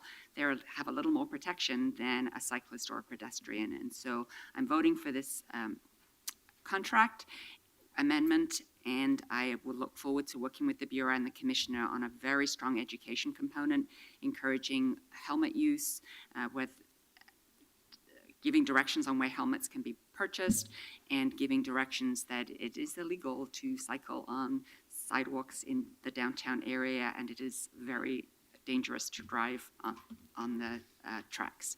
Thank you for your attention to my concerns. Aye. I want to begin by just acknowledging all the hard work of Leah Treat and the professional team at PBOT who brought this home, and congratulate them. And also acknowledge that Commissioner Novick has worked tirelessly to bring us to this day, and thank you, Commissioner. I first started working on this in 2011, and that was the year in which there was a contentious debate at Metro about how the federal funds would be divided, and that's when I really first had a chance to learn about bike share and the benefits to our community. But frankly, what sealed it for me were two things. One was just the experience of visiting other cities in the country where bike share is a huge success. And I've mentioned New York, Washington, and San Francisco in particular. But the second really was the opportunity to meet with the proposed new operator. And I could not have been more impressed with their team and their commitment. And it frankly brought some of my concerns down about what happens in years 4 and 5. I think we are linking our fate to a professional operator that gives us a great chance to be successful. I guess just a point of pride, I wish we weren't the 65th city to adopt bike share. I think we'd all wish that we were in the top 10, but we are now joining 64 other cities that have experienced bike share and have provided this additional transportation option to their residents and to visitors, and I am confident that this will be a success, and I also appreciate all the steps that the Bureau and the Commissioner have taken to ensure that the general fund is protected in this enterprise. I wish you the best of success, and I can't wait to be one of the early adopters. Again, congratulations, Commissioner. Aye. Else? Great work, Commissioner and Bureau. We often say that we should measure twice and cut once. I think this time we measured 3 or 4 times and cut once, but it's a good piece of work, and it will make a difference in a city where we've long believed that we ought to give people transportation choices and make them attractive. And this one will be too. As I mentioned last week, we've heard lots of predictions over the years of failure every time we've done something in terms of transportation innovation, from gubernatorial candidates who said we should lock up the light rail and throw away the keys when it was open because no one would ride it, to a friend of mine at TriMet, who I'll protect his anonymity for the moment, who used to call the streetcar the donkey trolley, and also predicted low ridership. Every time we've done this, it's proven that choices attract people to take them, and this is a good one. So I look forward to having it on our streets. Although I still have the sticker on my bike that says Portland is just an avenue in Minneapolis that was supplied to me by one of those cities that's done this before us, that's okay, as long as we're all still going in the right direction and more quickly. So well done. Thank you very much. Aye. Okay, we have a couple more regular agenda items left. 984. Adopt regulations for marijuana license procedures and requirements. Commissioner Fritz. Thank you, Mayor. As requested by Council after the hearing last week, we are returning with amendments to limit locations to 1,000 feet across both medical and retail. We are also amending the fee schedule to cover the cost of the program with fewer successful applications likely, and we're adding a severability clause to the ordinance so that if any part of the proposed code is found to be problematic, the rest of it still stands. With that summary, I'll turn it over to Teresa Marchetti. Thank you so much. Morning. Good morning, council members. I'm Teresa Marchetti. I'm the livability manager for the Office of Neighborhood Involvement. And really, I'm just here to answer any questions that you may have. Questions for Teresa or Victor? Do others have the amendments language and also the ordinance change with the severability clause in it? Yeah. Yes. I believe we do. So do we need a motion, please, for those amendments? Is that right? So moved. Second. So further discussion of accepting the amendments in our packet dated today? Okay, roll call on accepting the amendments. Novick, Aye. Fritz. Aye. Fish. Aye. Aye. I believe that we need to provide the opportunity for anyone that wants to speak on the amendments. Okay, thank you both. We have a sign-up sheet. We have, I think Joe Walsh left. We have Nathaniel Williams, Alex Povich, and Rainey is the last name. Good morning, come on up. How you doing? My name is Nathaniel Williams, and one of the issues that I feel like that the city lacked in providing this amendment is that regulations on schools, basically, because my nephew's 12 years old, he's in middle school, and he says the teachers, when the kids are on break, they're smoking pot, and I know the industry now is growing large in the city of Oregon, in the state of Oregon. So the thing is that they're advertising more, and it's leading kids more to do recreation drug abuse and leading away from education. And when schools are allowing kids to do these things at school and no one's enforcing it, the city should look more in close into getting superintendents and school enforcement in these things and having control over these things. And also, I'm really against putting regulations on local business because these are businesses and, they have a right to make a living. And that's what voters pass these things for. But one of the things that the industry cannabis industry take in consideration is that they should promote more on advertising, basically, hey, don't do drugs at school. Go talk to schools and saying, hey, drug-free zones, more things like that instead of posting marijuana attractive everywhere in all communities, wherever you go, they're promoting smoke pot. And that's basically my concern on that issue, that school should be the #1 focus. Do not lead our kids astray.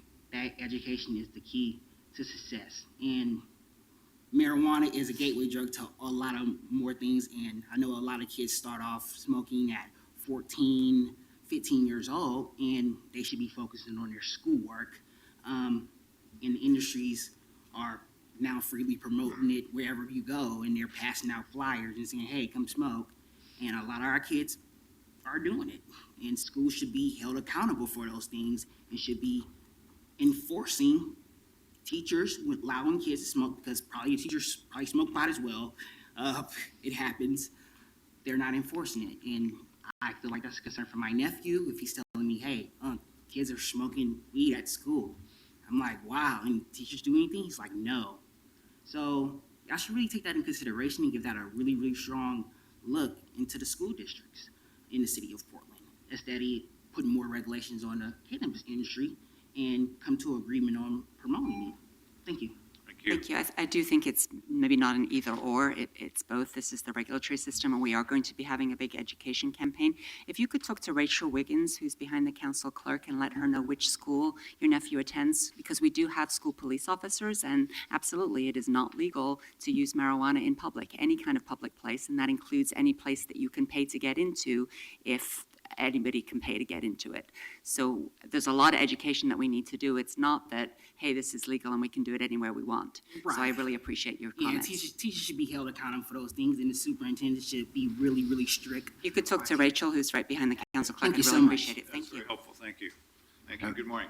Good morning. Thank you, Commissioners and Mayor Hales. My name is Alex Pavich. I'm a city business owner here in Portland. I'm here to represent the citizens and marijuana patients that strongly urge you to vote no on this last-minute, poorly thought-out ordinance that duplicates current state laws and regulations, but also includes higher standards and guidelines that are already existing on an Oregon state level. The people understand there is a fear for lack of regulations in this new industry, but this ordinance is an unnecessary overregulation at a city level that duplicates two state agencies that have already set laws and have already been regulating the marijuana industry for almost 2 years. Creating a duplicate oversight committee and division at the city level is a waste of taxpayers' money and valuable city agencies' time. This ordinance will create such overregulation and city bureaucracy at an industry that is already facing overregulation more stringent than any other industry at this time. This ordinance undermines the state agencies, the OHA and the OLCC, that have been working tirelessly to create new divisions, agencies, and educational programs to help teach our public. More importantly, this ordinance creates conflict between city and state laws, which will inevitably increase conflicts, black market sales, potential lawsuits against the city, which is a further waste of taxpayer money. The people understand the city want more oversight and regulation, and we can agree that on a city fee for a business permit, but it should not include more stringent guidelines that already are outlined by state laws. I also urge you to review these fees so that they are fair to business owners rather than the noted fees listed at greater than 10% higher or 10 times higher than any other business fee in the city to date. Do use these fees to help raise awareness in educational programs, since the gentleman was mentioning there. Please help fund schools, help the homeless situation, fix those transportation and streetcar sign problems. Do not fund a new city division or program that wastes time and money duplicating already in place state laws. I again note that conflict will arise when already licensed state businesses and invested business owners potentially fail to receive a new city permit under this more stringent guideline outlined in this ordinance. In conclusion, please don't make a haste decision based on fear of the unknown, but do take the time to propose a logical guideline for the marijuana industry at the city level. Do require a registration of business in the city. Do require a fair business city permit fee. Do require these businesses to comply with local business and building codes. Do require this list of businesses to be accessible to other agencies, but do not require these agencies to waste more time and taxpayer money having to approve each application under this ordinance. And please do not conflict with current state laws and regulations. Do require the city attorney to review a proper ordinance so as to not conflict with current state law. And please do not use taxpayer money or monies collected from fees to fund duplicate oversight committees and programs at the state level that already at the city level that already exist at the state level. Thank you. There's one comment you made I just want to respond to and maybe give you a chance to comment. I've been on the council for 7 years. This is the first time I've ever heard someone from the public say that when the city proposes to regulate in the public interest in a way that's more stringent than either the OLCC or some other state regulatory body, that we are, quote, undermining them. And just from my vantage point, the typical testimony we get in this body is that they haven't gone far enough in protecting public health and safety. So we are urged to step in to the breach and to adopt local standards and community standards consistent with our values. So I'm a little surprised. I understand you have a disagreement, and I would also quibble a little bit with your comment, this is poorly thought out. Just about everybody who testified last week said they thought this was the best public process they had ever participated in, which is not surprising because Commissioner Fritz supervised it. And we also had a hearing in which a lot of people testified and led to these amendments. So I don't think it's poorly thought out. I think we have an honest disagreement, and you're free to have a disagreement. But the notion that we're going to do something different and therefore it undermines the OLCC, I don't understand that perspective. And I'll maybe take a second just to help me understand your Yeah, point. Commissioner Fish, have you actually read the ordinance in full and compared it to the current state law guidelines? I mean, there are more, the city is trying to impose more stringent guidelines And that are very outlined in the redundant. state. Right, and sir, whether you agree or disagree with that, the city is as a separate entity with its own powers. And if the city chooses to regulate at a higher level than the state, we're usually applauded for doing that, not criticized. But I'm just curious why you think that undermines the OLCC. You may disagree with the level of regulation. It might be a personal interest. I mean, being that if I owned a business that was currently licensed by the state and I've been operating for numerous years with numerous employees, and now the city comes in and requires further regulations and says that I am unable to obtain now a city permit, even though I've been operating for years under state law, basically you're telling me that I've just lost my investment, I've lost my employees, have to find new jobs. And that you're and superseding and that that state you're Let me creating. just ask a question about that. So you're a medical marijuana dispensary? I own a medical marijuana dispensary, And correct? the amendments that we're making today were made at the request of multiple medical dispensary. And I'm not arguing that, and like I stated, there's numerous things in this ordinance that I do agree upon, fees and certain oversights that, making sure that agencies are aware that we're doing business in the city. I wholeheartedly agree with that. I wholeheartedly agree with the gentleman here stating that there are going to be bad apples in our industry that are putting out horrible representations of what we're trying to do. I mean, this is something that cannot be overregulated, though. You're just going to push people back to the black market. And once again, imagine a business owner saying that, I've been operating here for 2 years, and now you're taking away my ability to operate because I can't get a permit through the city. That individual is going to be, left without jobs, and it's going to. We'll have the staff come back and address your concern. Thank you for raising it. Thank you. Thanks very much. Good morning. Hi, thank you guys. My name is Aliga Rainey. I am not only an OMMP patient, a resident of Portland, but I also sit on the chair for the ACMM and for the OLCC for the RAC committee. Appreciate your time. I feel that the regulations and licensings of the application fees being put out are extremely and unjustified. I agree with the city of Portland that we do have to have some sort of limited involvement with the marijuana facilities. There must be more appropriate happy medium for both of us. Dispensaries have proven that they can exist for over a year and a half without causing any concerns in regards to the public health and safety.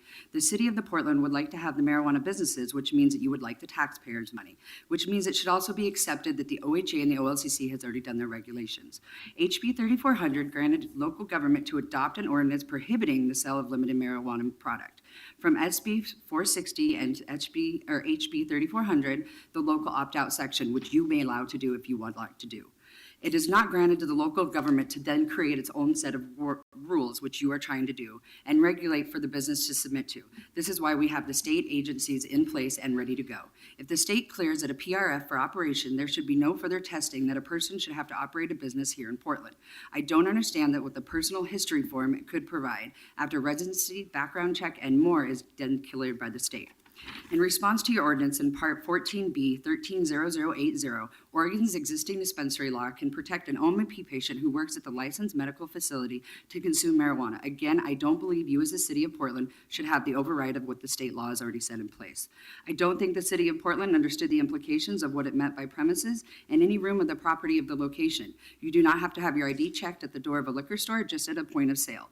By not allowing minors into the premises or even a waiting room of a medical dispensary and or rec at your choice would make it very difficult for many patients to either get transportation and or their medicine to their dispensary. For the patients who need information and all those for the minors that come in, we need to allow that space. The marijuana is in a separate room and away from the public, so you guys understand. Air filtrations and regulations also seem to be excessive, as it is shown to not be deemed that smell is a nuisance. There's also a link that I could quote for you guys. Portland Police Bureau's inspection is also an unnecessary allotment of our taxpayers' money and a huge waste of time. Facilities have already been met regulations and regarding to the locations and security set in place by OHA. It seems unnecessarily to implement this large applications and license fee on the businesses to carry out unnecessarily oversight on a small business is what you were trying to promote here in Portland. It seems unnecessarily to implement such large application fees on a business to carry out unnecessary oversight. I would like to see that both reach an oversight and fees to come down to a reasonable point for both of us, at least for the medical side, at least because they serve the patients who need this. You can develop programs, or you cannot develop a program to try to regulate in October sales. It is too late, you guys. Regulations and fees have been set, and they should be set until 2016 and forward. If it is not necessary, or it is necessary to not allow new marijuana facilities to come into existence within the 1,000 feet of the school or existing medical marijuana dispensaries. They have been saving their populations, and they've already been serving them and fulfilling their needs. They should be able to serve those patients and now serve the general public as if they need it. Please do not pass this ordinance, and please take extra time to read this. I don't know how much more I can hope that you guys would actually read this, and I don't know if you guys have actually read the OHA or the OLCC, but you guys are super redundant, and I think it's a huge waste of time as a patient and an advocate at the city of Portland. This is my hometown. I've been born and raised here, and it makes me sick to my stomach to see this go in. Thank you for your time. Thank you. Are you here as individuals or representing a trade association? I'm representing about 45 patients that could not be here. I'm also representing myself as a person, as an OMP patient, and I'm here representing as an operator of a medical marijuana dispensary. All right, and I again, been doing this long enough that your testimony sounds like a tort claim notice, and you have every right to put that in the record, but you've laid out what is potentially a legal challenge, and it sounds to me like the crux of your argument, and I'm not judging your argument, I'm just trying to understand it, is that you don't think we have the legal right to do this under state law. It's not that I don't think you have legal right, but I don't see how you guys have legal right to go against what we've already been putting in the effort for, what OHA and OLCC has already been working and spending tons You're of money creating a on. program to create a job for a director that we already exists by the state. And you stated in there that you were solely, it says right in the amendment of your ordinance, that this is solely to fund the program that you are solely creating. So why are we creating another program and more fees for programs that are already being set? But I'm going to ask you a couple of questions because I'm trying to understand, and I get you've been very clear in your testimony, so you don't have to state it over and over again. Is your view that we don't have the legal authority to adopt these regulations? That's up to an attorney, That's up, Commissioner Fish. But in fairness, sir, you've both been reading. As a person and as a. You've been reading testimony Yeah. that's been crafted, I'm guessing. I believe with an that- attorney. I'm just asking you your opinion. Do you believe we have the authority to adopt these regulations? No. That's my I believe the city is trying to oversight already imposed Oregon law, absolutely. I think you guys are going overboard, All right, yes. so I'm anticipating a legal challenge, and you have every right to do that. And then what specifically? We won't be alone, just so you know. Okay. And what specifically do you want us to change in the ordinance that's before us? I don't think that the ordinance should be involved in anything. I don't think the ordinance should have to be passed or be brought up. Okay, I well, don't that's- believe that the neighborhood has involvement. That's clear. Okay. That's clear. There you Clear go. enough. Great. Thank you Thank both. you. Thanks very Thank much. you. Okay, others that want to speak, Yes, we have Charles Johnson and Lindsay Reinhardt. come on up.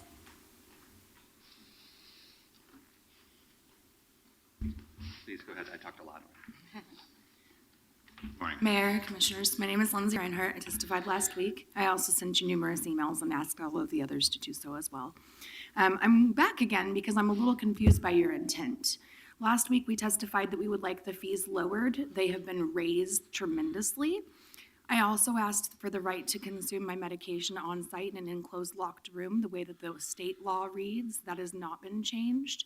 And I also asked for businesses to not merely be registered with the state, but to be licensed. And that's the crux of the argument against you. The dispensaries that are licensed with the state have already paid a $4,000 fee. They've already been operational since 2014 or longer. And they've already got a patient base and an employee base that they already serve. These dispensaries already provide wages for between 2 to 15 people, depending on the size of the facility.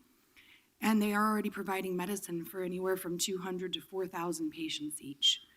To let a registered business open prior to allowing a medical business to open under Portland licensing is exactly the problem that you're facing. And the people that testified before me saying that you will have legal problems are absolutely correct.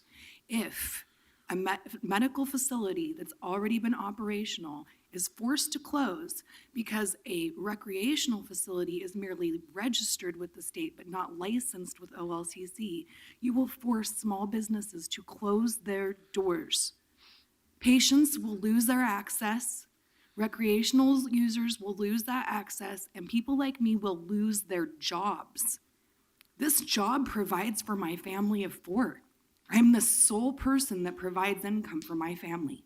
If a recreational facility opens their doors across the street from me as a registered facility but not licensed, and they hit enter before the PRF of my medical facility, you are effectively closing the medical facility and allowing the recreational facility to open in its place that has not done their due diligence. They have not been serving this community. They have not been providing jobs. They have not been providing medicine. And frankly, the argument is that's not fair. It's not. These licenses were already approved by the state. So when people are saying that you're superseding the state and the OLCC, that's probably likely where I come from, is that these businesses were already operational. They're already licensed. You're going to force people to close their doors the way this is written. That's why we testified the way we did last week. And to come back and see the amendments worse is not okay. So when you say worse, the amendments say that we're going to treat both classes of uses the same for purposes of the anti-concentration rule, the 1 mile, the whatever it is, 1,000-foot rule. Are you saying that as you read it, that an existing and there's an interpretation that an existing operator, let's say a medical marijuana dispensary, would have to close if someone opened within 1,000 feet of them? Yes, sir. That's the way it reads. The language says licensed or registered. So if you're licensed with OHA, you have paid a $4,000 fee and you've gone through everything. So we'll ask staff that question, because we had a clear intent when we were talking about this, and we'll come back and have that conversation. So thank you. Thank you. Thank you for your very clear testimony that both this helps. week and Thank last you. week. Okay, Charles. Good morning, Commissioners. Charles Johnson. I don't have near the breadth or experience. I'm not a consumer or a medical marijuana patient, but I do think that we should sit back for a moment and look. We know that our city, even though the economy is rebounding, is always looking for new sources of revenue, even though we don't know what we're going to do about the streets since the legislature let us down. But I almost want to ask the auditor to review what's gone on here. How many hours and how much wages of city workers, which will hopefully be recouped by these fees, is going into marijuana while people are still being killed by drunk drivers and people are still dying on the streets of Portland from heroin. I think that there's, it's a little bit of a rabbit hole, because this ordinance comes with a funding mechanism, and we could argue that that's an argument why Portland should be in the lead to adopt a better drug policy, like many cities in Europe, to deal with our heroin problem. But that'd be a big fight against the federal government, which can't even figure out what to do about marijuana yet.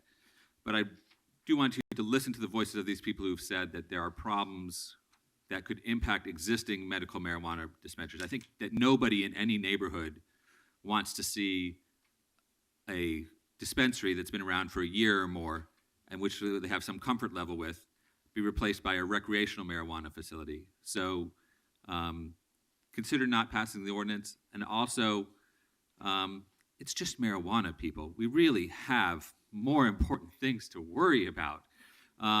Let the process, don't make this person or staff that's hired bust their butt. Have them sit by the phone and wait for complaints and get input from neighbors so that they can really find out. Nobody really cares, except unless you have extreme sensitivity to the smell. Nobody really cares about marijuana. What they are worried about is other criminal activity, which the police should be taking care of without any fancy 15-page marijuana ordinance. So please, regardless of whether you have the sense to strike down this ordinance or pass it, make sure that the enforcement is complaint-driven and sane. We all know that there are occasional people who process complaints for the city, know that there are some intense complainers, and that the complaints need to be put in a broader perspective of the neighborhoods. Thank you. May I ask one question, please? Is there any way, I heard you all discussing before delaying a vote until next week that could still be done in an emergency. Is there any way you could please delay this vote until the language is clear? We'll check on that. We're going to bring staff back up and get some answers to some of these Thank you questions. for being here. So, Thank you. We appreciate that point. So, okay, if there's no other public testimony, anyone else? So come on back up, please. So, yeah, walk us through this based on the testimony that we got last week and the amendments in front of us. Okay. There was this concern raised that, and we've heard it again here today, that we have existing medical marijuana licensees that Right. are located with or without a 1,000-foot spacing standard somewhere, right? Let's assume there's nothing within 1,000 feet. Okay, so they're located here and there. Right. Are any of them within 1,000 feet of each other now? Yes, some of them are. Some of them are. Okay, so the state didn't enforce, No, they didn't. the in state some didn't cases. enforce a consistent 1,000-foot spacing standard on their own. Correct. And we're not. Well, hang on, Sir, folks. We got a chance to. You don't, ask. sir, you don't, please, you don't score points talking over others, and you're going to get the same respect that they're going to get, so please. Does not help your cause. I can see your thumb. Does not help your cause. So, all right, so we have So, Mayor, existing. can I just, because you made a point, but just me piggyback off it. Why are we not grandfathering people in who find themselves in that circumstance? I mean, our rule is 1,000 feet. Right. But to the extent there are people who, through no fault of their own, would be caught, would be within 1,000 feet, why aren't we grandfathering existing licensees in? So we don't currently know where all of the licensees are, because up until this last legislative session, there were confidentiality parameters. So there are some licenses, or dispensaries that are operating as dispensaries that don't even have a registration with OHA. We don't know who those are until we actually receive their paperwork and can make that phone call to OHA. It's one of the challenges that we're trying to work out with that agency. The other, go ahead. I was going to try to simplify the question because I appreciate the thoughtfulness that you're answering, but let's assume we knew where everyone was. Okay. So we've also been asked through this entire process to apply an equity lens to this. And the medical dispensaries, again, before last legislative session, really existed in an unregulated market. They had a registration, and the philosophy behind the medical dispensary, the medical dispensary's existence was that they provide medication for their patients. So there is not necessarily a history of compliance that we can look back at and say, okay, these businesses therefore need to be grandfathered in. In fact, Oh, but wait a minute, we give them a leg up over a population of a lot of individuals that we've heard from that look at that as a barrier. Wait a second. to We don't entry. have we have no history of either compliance or non-compliance, right? I mean, we know that there are dispensaries here, there, and everywhere. Some Right. of them are located within 1,000 feet of each other. Many of them were licensed by the state, right? Correct. Maybe not all, but many of them were, okay? And Mm-hmm. now we're going to have a city standard that I think the way this reads now, that says regardless of whether you're a medical dispensary or a recreational dispensary, you must be 1,000 feet from everybody else in that business, right? Correct. That's what the words on the page say. We'll figure out if it's good public policy or not. I think it is, but that's what the words on the page say. Then the question, which Commissioner Fish has raised, is so what about the people who are already there? Right. And who weren't subject to that standard at the time they located their business? What happens to them under this approach? There is the possibility that as it is right now, if we were to accept on a first come, first served basis applications that came into the city, there is the possibility that we would say no to an existing medical dispensary. So they would lose their ability to operate in that location? Correct. Okay. So so now I understand it, and thank you for the clear view. So if the council decided to tweak that, I can think of two possible options. And the council may not want to, but let me just put them on the table for discussion. One is to grandfather existing entities defined a certain way, because we'd have to be satisfied they met minimums, some qualification. Or two, if we didn't want to do a blanket approach like a grandfather, we could just have a provision that says that you can, if you're denied, and the reason you're denied is because there's someone else within 1,000 feet and you weren't first to market, there is a process to seek a review of that and get an exception. And the exception would go to someone who can show they've been operating, paying taxes, don't have any complaints against the business, those kinds of things. They would then be eligible for an exception. That's not the blanket grandfathering. That gives us a little more latitude to make sure that we're only extending the exception to the good actors. Steve, can you think of another option? I like that option. I like your exception option. I kind of like the exception too, provided we're on solid legal ground, which means we'd have to have a clear standard that you would apply. You just don't. We can't put you in a position of saying, yeah, maybe not. It would have to be provided they meet 2 or 3 or 4 criteria, they'd be eligible for the exception. Yeah, I like that too. Again, what are we trying to accomplish here? We're trying to make sure that we don't have a concentration of licensees for marijuana, because we've been there before with other state licensees. And as I mentioned last week, I'll try to say this respectfully to our state agency partners, it hasn't always been ideal to have a state agency regulating a business that then has neighborhood side effects. We've been there before. It's not pretty. So, see Hayden Island. So therefore, that's why we're exercising, it's one of the reasons why the city is exercising its regulatory authority here is once burned, a little bit shy. We've also heard a lot of testimony from the community, and in the public involvement process that Commissioner Fritz led that created this ordinance, we've heard a lot of genuine concern about impacts on schools and all the rest. So we've tried to capture all that and say a reasonable spacing standard is going to work for everybody. There's plenty of places where you can locate either a medical or a recreational dispensary, and we're making sure that they're not so concentrated that they change the character of a neighborhood commercial district in ways that most people would find unfortunate. That's what we're about here. Well, as far as I know, we're not over-concentrated with dispensaries today. Correct. So the ones that are on the ground doing business, we're not getting a lot of complaints about.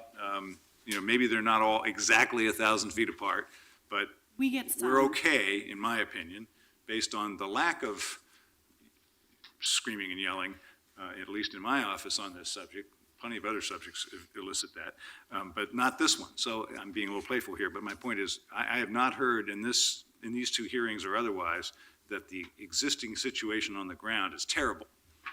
That's true. So, 1,000 feet is a nice number, but it's a standard for getting a result, not something that's mathematically pure. So Commissioner Fritz, how would you feel about a carefully crafted exception that says if you've been operating a responsible small business and you meet a certain set of criteria, you can get an exception to the rule if you meet a standard that we establish for demonstrating you've been operating in a responsible way.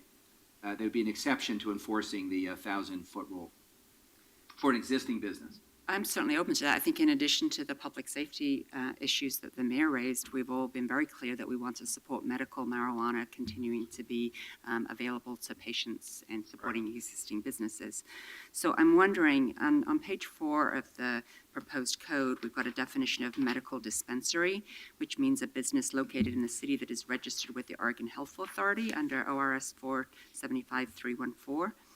I'm wondering if there's a way to reference that in the next page, on page 5, where we talk about minimum standards and the medical dispensary. What we want to make sure of is that we are talking about licensed businesses. So for businesses that are properly licensed with the state now, then yes, I believe we should grandfather. If there are businesses that haven't been licensed, none of us are okay with that. What I've heard a lot from the businesses and the advocates is that we want to go through the proper steps.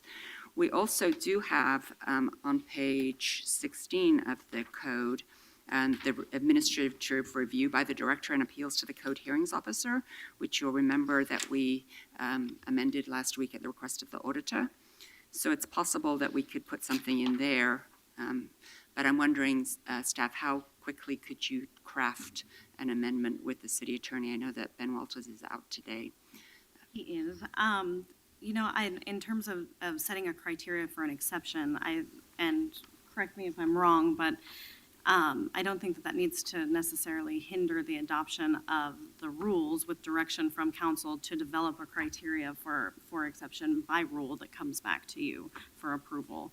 And the reason that I say that is because I think that there are probably a pretty good set of criteria that we could come up with that would be very fair and equitable in its practice, but I wouldn't want to do that in a rush necessarily. Definitely in time and in place for when we decide to roll out the program on December 1st. But having these regulations in place, the comprehensive scheme, is quite important for addressing some of the concerns that we've started to see across. It is an Portland. emergency ordinance. You may be being very modest because you've done a ton of work in 1 week to bring this to us. And I actually don't think this exception has to be a complicated exception. I think we just establish the sense of what you've heard here, that you're an otherwise licensed business. We don't want a bad actor getting the benefit of the exception, but I think everyone sort of knows what we're talking about, and we just come up with the simplest way of stating that, to give you the right to, on a case-by-case basis, make an exception so that people are not put out of business. And the safety valve is, if they disagree with that decision, it goes to a code hearing. To give you the decision, delegate to you the right to make an exception. And if the applicant disagrees with you, let that go to code hearing, and just agree that we won't take any negative steps against you until that code hearing is completed. For the city attorney, are we allowed to do that kind of an exception by administrative rule, or does it have to be in the code? Ellen Osnack, senior city attorney. I was just looking at it. I mean, I think the policy intent is very clear, but I think we're going to have to look at an amendment, because what you need to do is to delegate that authority to the director. And right now, what we say is that if the minimum standards are met, the director shall issue the license. So we don't, even though we provide for an appeal, we would need to craft an amendment to make the exceptions something that you've delegated to the director. There's already section 14B 130120, right, that talks about appeals. So the mayor likes to say measure twice and cut once. Yeah. I think we've measured about 16 times at this point, and still. Could you remind us, please, Teresa, of the timeline of when things are going to happen? Recreational sales of marijuana in limited quantities will start from dispensaries as of October 1st. And I think that, the variation in compliance will be more evident then. There have been many anecdotal anecdotal stories about individuals who are looking to push the bounds with that new ability to sell recreational as of October 1st.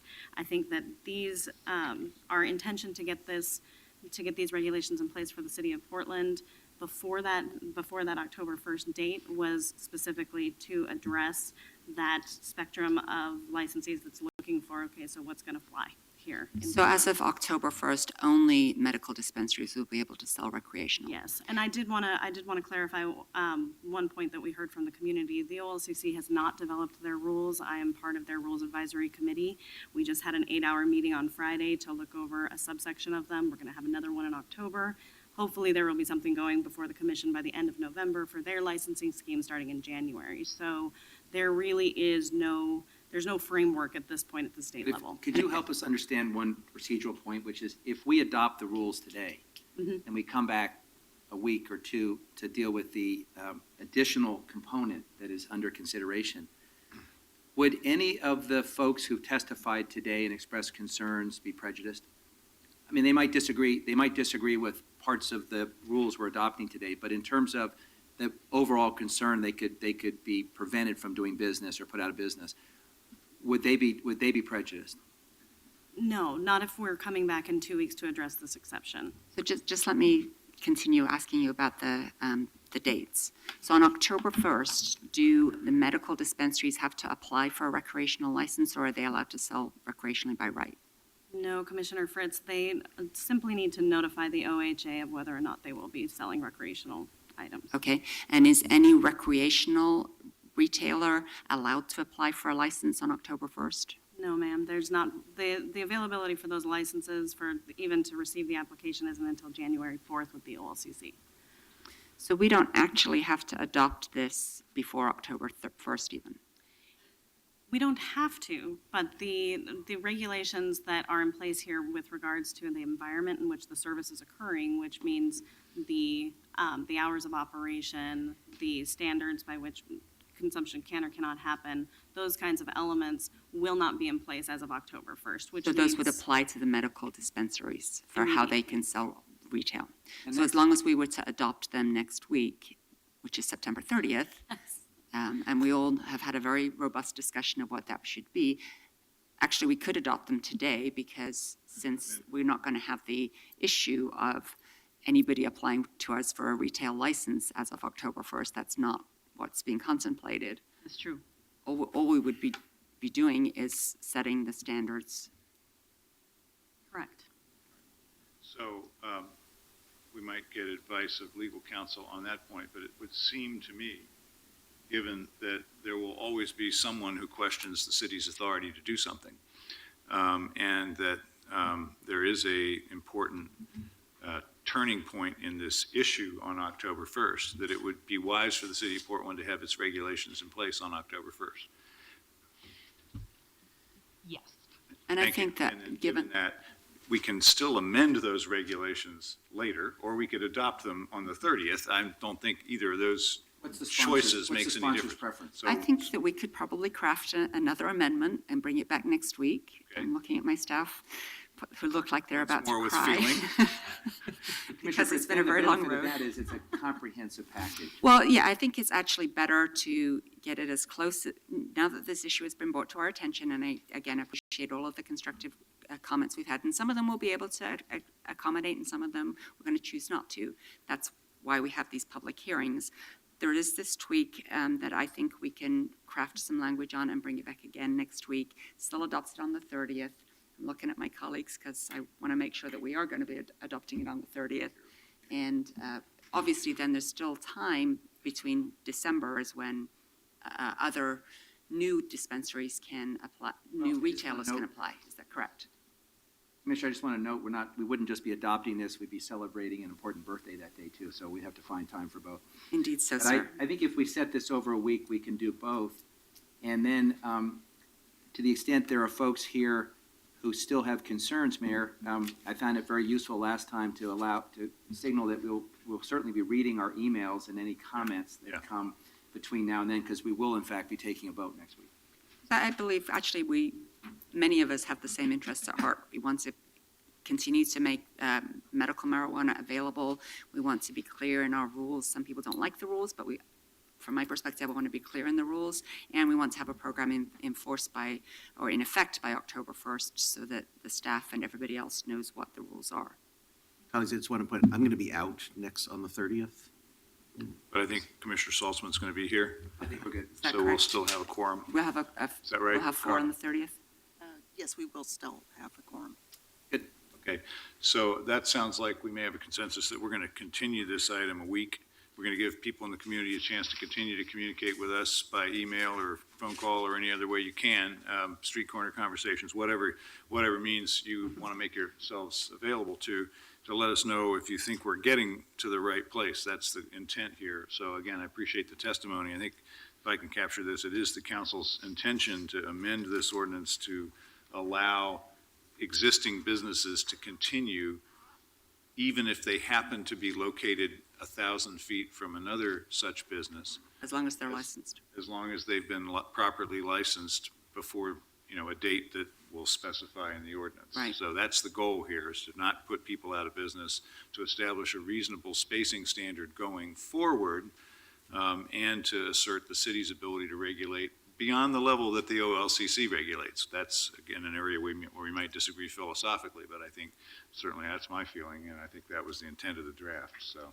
Thank you, colleagues, and thanks everybody for your testimony. This is a rare occasion where I wish we had an afternoon hearing this afternoon, because I think actually it's not going to take a great deal of time to craft this amendment, and I do appreciate all of the time that's been put in. That means there'll be a lot more testimony and comments and such, and this is going to be a process of us figuring out what's legal, what do we want in our community for the wise and useful use of this new substance, which is going to be legal. Okay, Nice thank job. you all very much. Continued Thank 1 you. week until next Wednesday. Thank you. Okay, we got one more item on our regular calendar, which is 985, and it's a second reading. Assess property for sidewalk repair for the Portland Bureau of Transportation. Any comments, concerns? Roll call, please. Novick, Aye. Fritz. Aye. Fish, I object to this procedure. Aye. You Hales. better not. Aye. We're recessed till tomorrow at 2 p.m. Steve, congratulations. Good job, Steve.